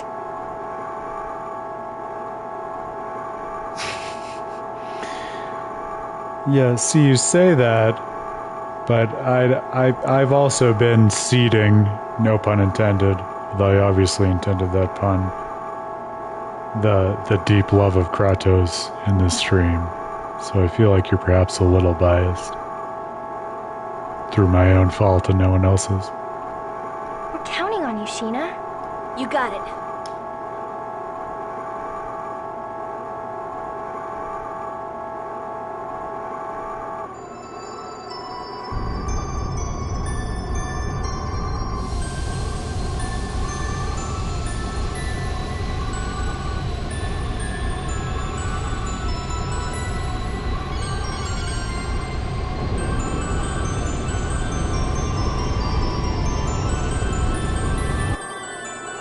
I am Sheena. I ask that thou annulst thy pact with Mythos, and establish a new pact with me.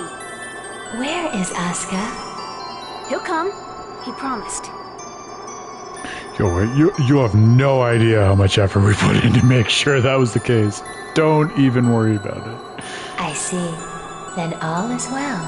I shall test thy worthiness to wield my power. Told you I'd be here! Show me thy true strength. A two-headed bird always pays his debts. Is that still a relevant reference? I mean, it's been, God, an embarrassing number of years since the TV adaptation of Game of Thrones. Maybe I'm dating myself even at this point.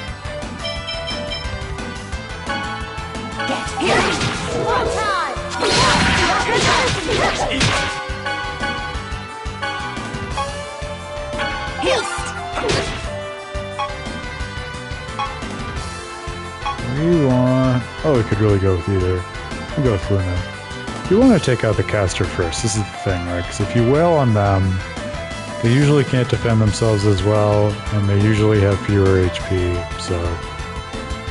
It's typical JRPG logic, especially in Tales games.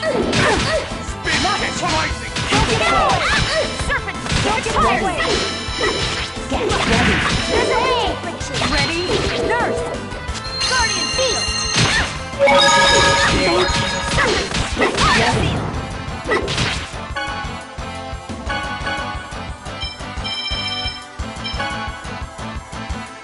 If you've been watching this stream so far, it's illegal for you to tell me that this is not your favorite video game soundtrack in the entire history of video games. I mean specifically the Summon Spirit Battle soundtrack. Because yes, it is that good, and I will die on that hill any day of the week. Here, be careful! Run away! Nurse!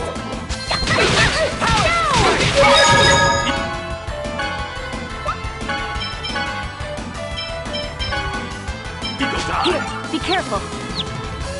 Get ready! Get ready! Ready? Full time! Don't get in my way! Infliction! Coward! Fire seal! Now! Ready? Nurse! Serpent power seal!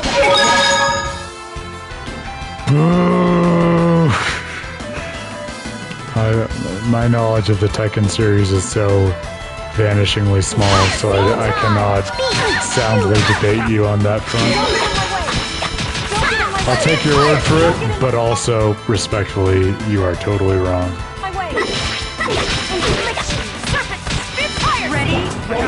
It's purely the little riff in the song that's like...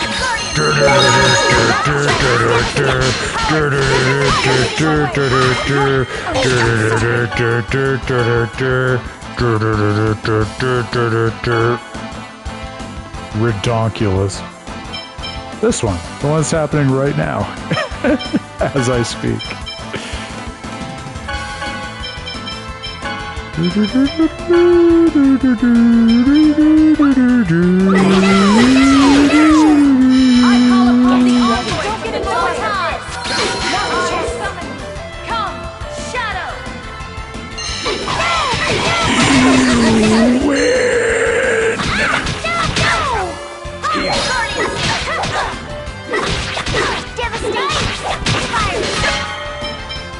How did Rain already die again?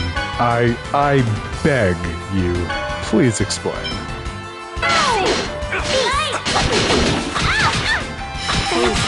Are you all ready?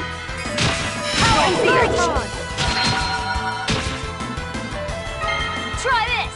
Power infliction!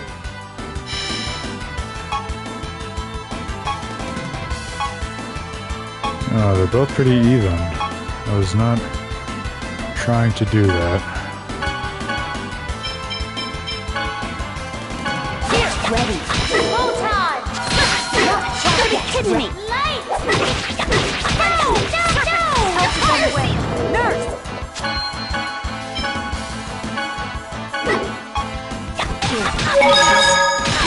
Get ready. Full time. Seal. Fire seal. Guardian seal. Nightwish. That's a band, right? I think I've heard of Nightwish before. Throw some reminder text at me if they're a band. Like what are some of their albums?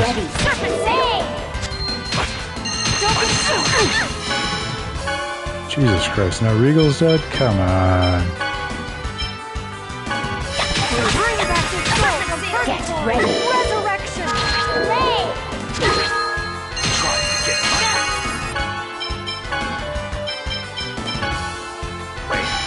Here. Get ready.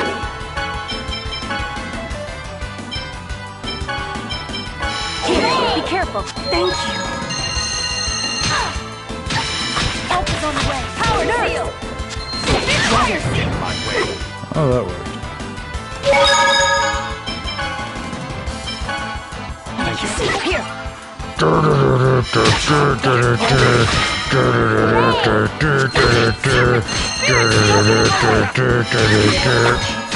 Yeah, you thought we were done with that. We're not done with that till the battle's done with that. Get ready. Circle time.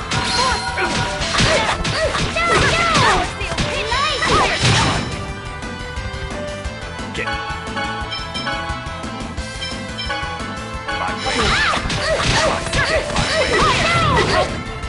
Is on the way. Nurse! Get ready. Spirit seal!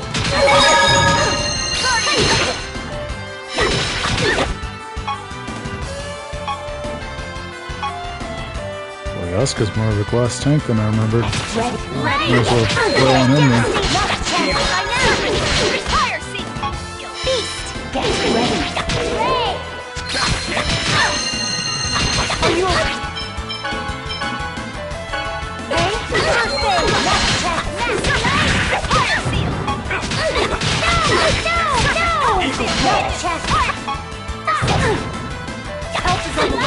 Nurse!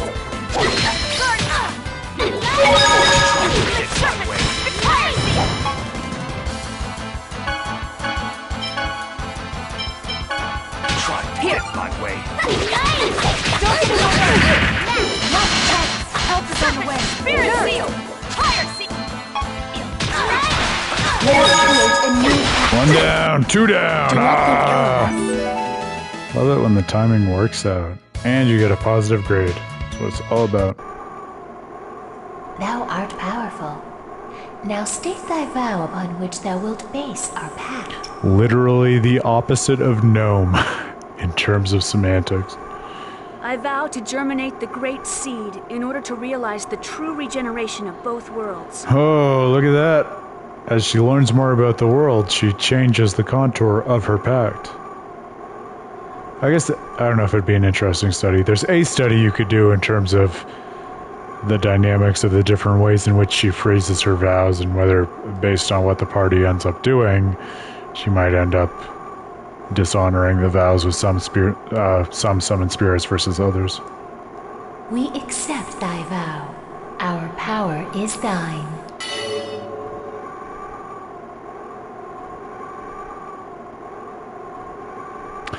Yeah, I've definitely heard of Nightwish from my metal friends, because I'm like a casual metalhead.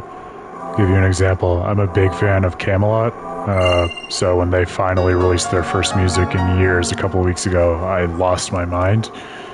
So I've heard of Nightwish, I just, they're not one of the ones whose discography I know in and out.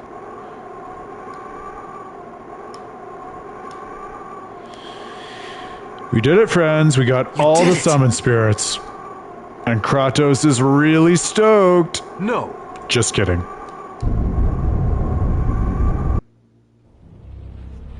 Brace yourselves.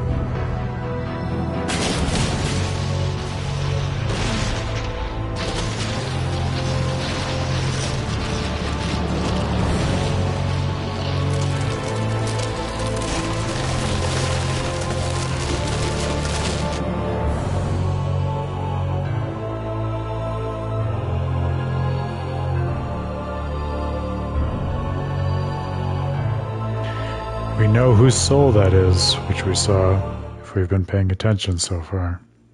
3 guesses.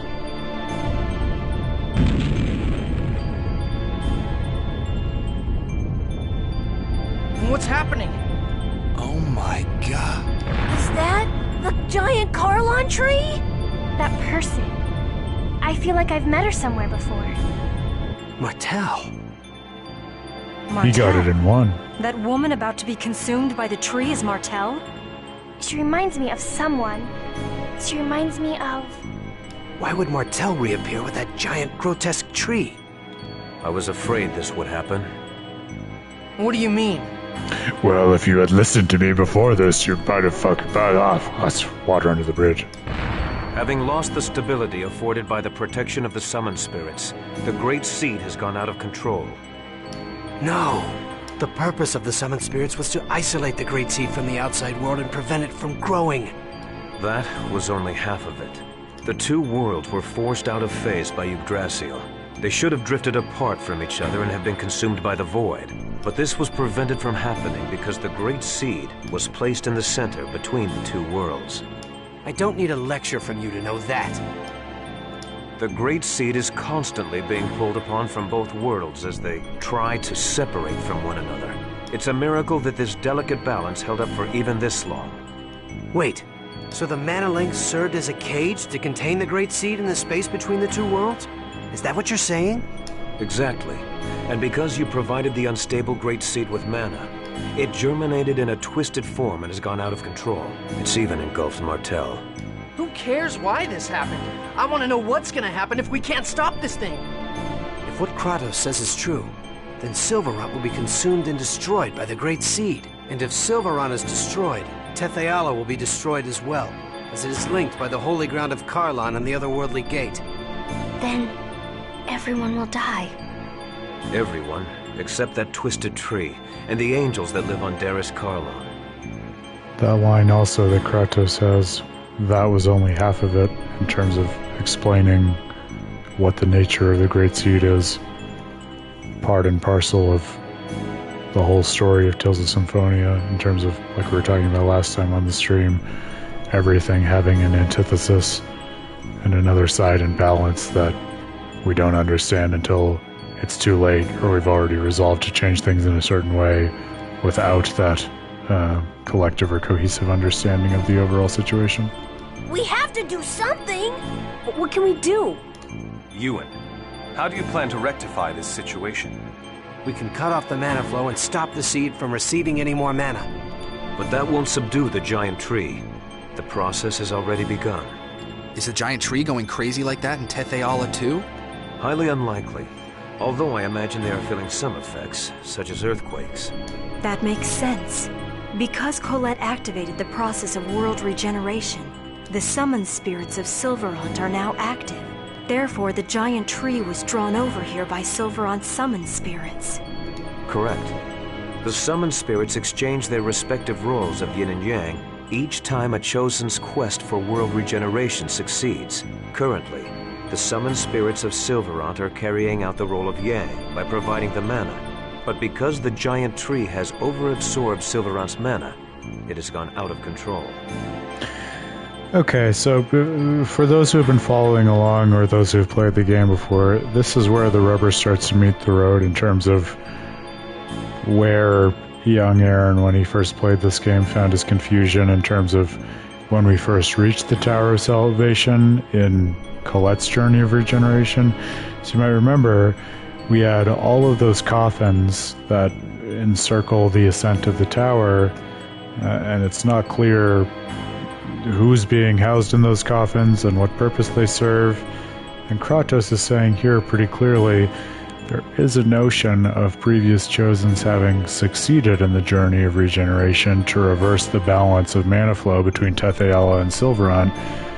But like, if that's the case, right, then if they succeeded in the journey of regeneration that by the aims of Crucius is designed to create this vessel for Martel's soul, then in those previous cycles, Was Martel actually, after all, reincarnated in those various, bodies of the Chosen who succeeded and made themselves fitting vessels for her? Or was there subsequently something that prevented the Chosens, even after succeeding in that journey, from being adequate vessels for Martel, which therefore, in Crucius's eyes, necessitated the continuation of this give and take between the worlds and cultivation of further Chosens? I still don't totally understand what's happening there. If that's the case, couldn't we neutralize it by blasting it with the power of the opposing summoned spirits? Whoa, Lloyd! You actually understood what we were talking about? But listen, better him than me, for being real. Shut it, Janus. Professor once said that the negative and positive of a magnet neutralize each other. This is kind of the same thing, right? That's not quite right, Lloyd. But nonetheless, it's a clever idea coming from you. Even if we did decide to try and set the summoned spirits of Tetheala against it, how are we going to go about doing that? We can't get close to that crazy thing the way it is now. The mana cannon. Mana cannon? That machine Rodile was building? We were actually manipulating Rodile into building that. Before the mana links started to disappear, we planned to have Rodile destroy the Tower of Salvation. So you're suggesting we feed the mana of Tetheala's summoned spirits into the mana cannon and fire it at the giant tree. I suppose there's no better option right now. First, we need to shut off the current flow of mana to the tree. It'll be too late if the tree grows any larger. Then here's the plan. Ewan, I'm going to pretend I don't know who you've been working with or what you've been doing. In exchange, you're going to order the renegades to stop firing mana at the tree immediately. Meanwhile, Lloyd's group will head for the mana cannon. All right. It's not possible, sir. Forcistus has executed our Asalia Ranch infiltration team. What does that mean? The Asalia Ranch is still operational. We had people working undercover switch over the mana flow. In other words, we have to infiltrate the place right now and stop the flow. Then I shall go. You? Are you suggesting we should send you, our enemy, to do this by yourself? I'll send some of my men. Preparations for the mana cannon, the shutdown of the mana reactors throughout the world. There are too many things we need the renegades to do. You don't have enough troops to do everything. I'll go. Wait, what are you saying? We have to head for the mana cannon. You and the renegades can take care of the mana cannon. Kratos and the rest of us will infiltrate the Asalia Ranch. Fire the mana cannon when we give you the word. You wouldn't be able to trust the signal if it came from Kratos alone, right? Well, that's true, but... Is it about Chocolat? That's right. Chocolat is held at the Asalia Ranch. You thought we weren't going to get back to her. Nah, this whole story has been about Chocolat the whole time. You kidding me? Lloyd, you remembered your promise. Exactamundo. All right, we'll leave it to you then. Don't let us down. Let's go, guys. And our boy is back. Yeah, exactly. Got it in one. And he rejoins the party and gets the title of traitor. How about that? And that, I think, is like the really challenging and rewarding thing about the game, and where the nexus of trust and traitor meet, where you're not just willing to trust other people, but you recognize that intrinsic to that is also the inevitability of people betraying you, and yet rather than having that deter you from trusting others, it's actually just another challenge and layer to your trust that you're willing to reintegrate those traitors and those who have betrayed you into your group and trusted circle for the right reasons. That takes a certain kind of cosmic lens on the situation, I think.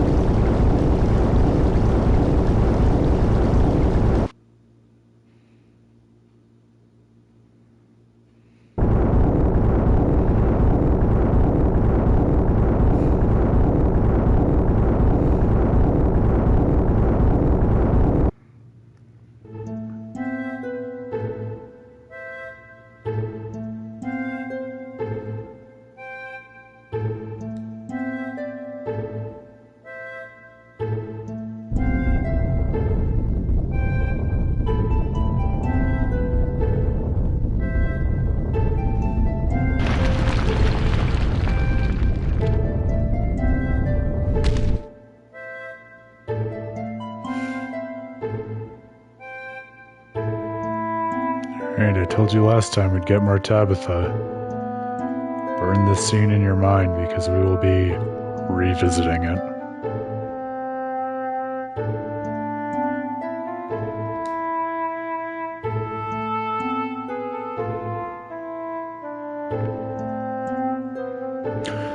Oh, I already have new thoughts on that, based on the, decade plus since the last time I played this. I'm so excited for when we can talk about it.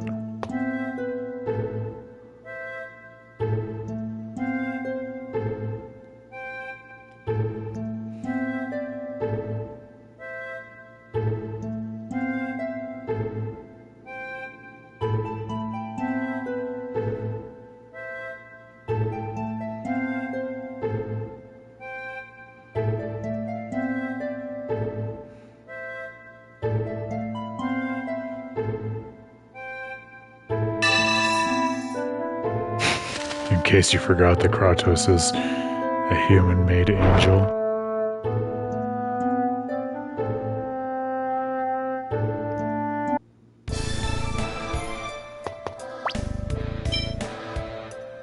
Interesting that they elected to make Regal the head of the party all of a sudden. Sheena did go to the Mana Cannon instead, so that makes sense.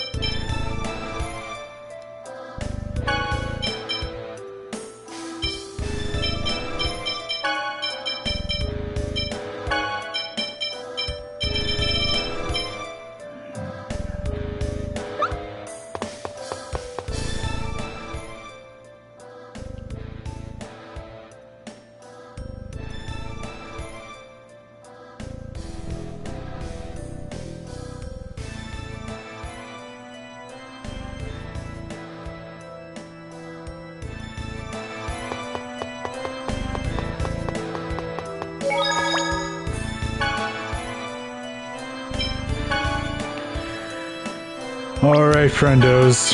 Well, as promised, we played through the end of the Awakening of the Summon Spirit arc. I hope, if you haven't played this before, you can put yourself in the shoes of little beginner gamer Aaron, who at this point really had experienced two of what I would call nowadays false endings to a JRPG. First, when I thought everything was going to wrap up in the journey of regeneration, and then when I thought everything was going to wrap up with the separation of the world. So you might now, be taking this as par for the course in terms of how much JRPG there is in a single story. But I, back in the day, was blown away at how the story continued to unfold.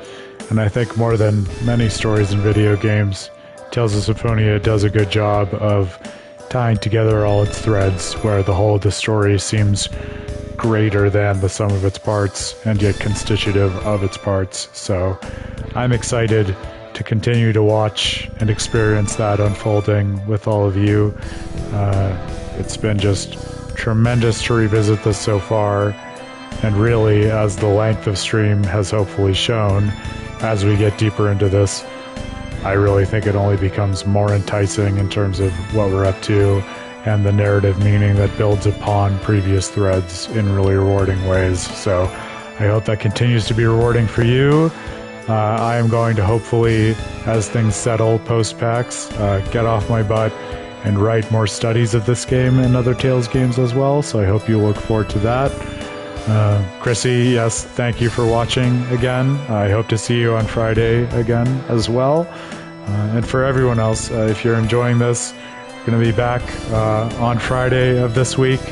There's nothing else like a Pacts impeding our continued regular revisits and continuations of this on a tri-weekly basis, Monday, Wednesday, Friday. So hope you tune in at the same time, 7 p.m. Eastern on Friday, to keep rocking, keep adventuring, trying to save these two worlds with us and think about the value of their storytelling. And hopefully we'll have occasion to continue with even other stories beyond this one after that, as we've alluded to in this stream. So thank you so much for joining. I hope you've enjoyed this presentation by With the Terrible Fate and by me, Aaron Suduko. And yeah. revisit about 44 hours from now, and we will be back in full force for another adventure with Lloyd and Sheena and the gang. And Kratos now. If that's not a hook, I don't know what is. Have a good night in the meanwhile, and I'll see you in short order.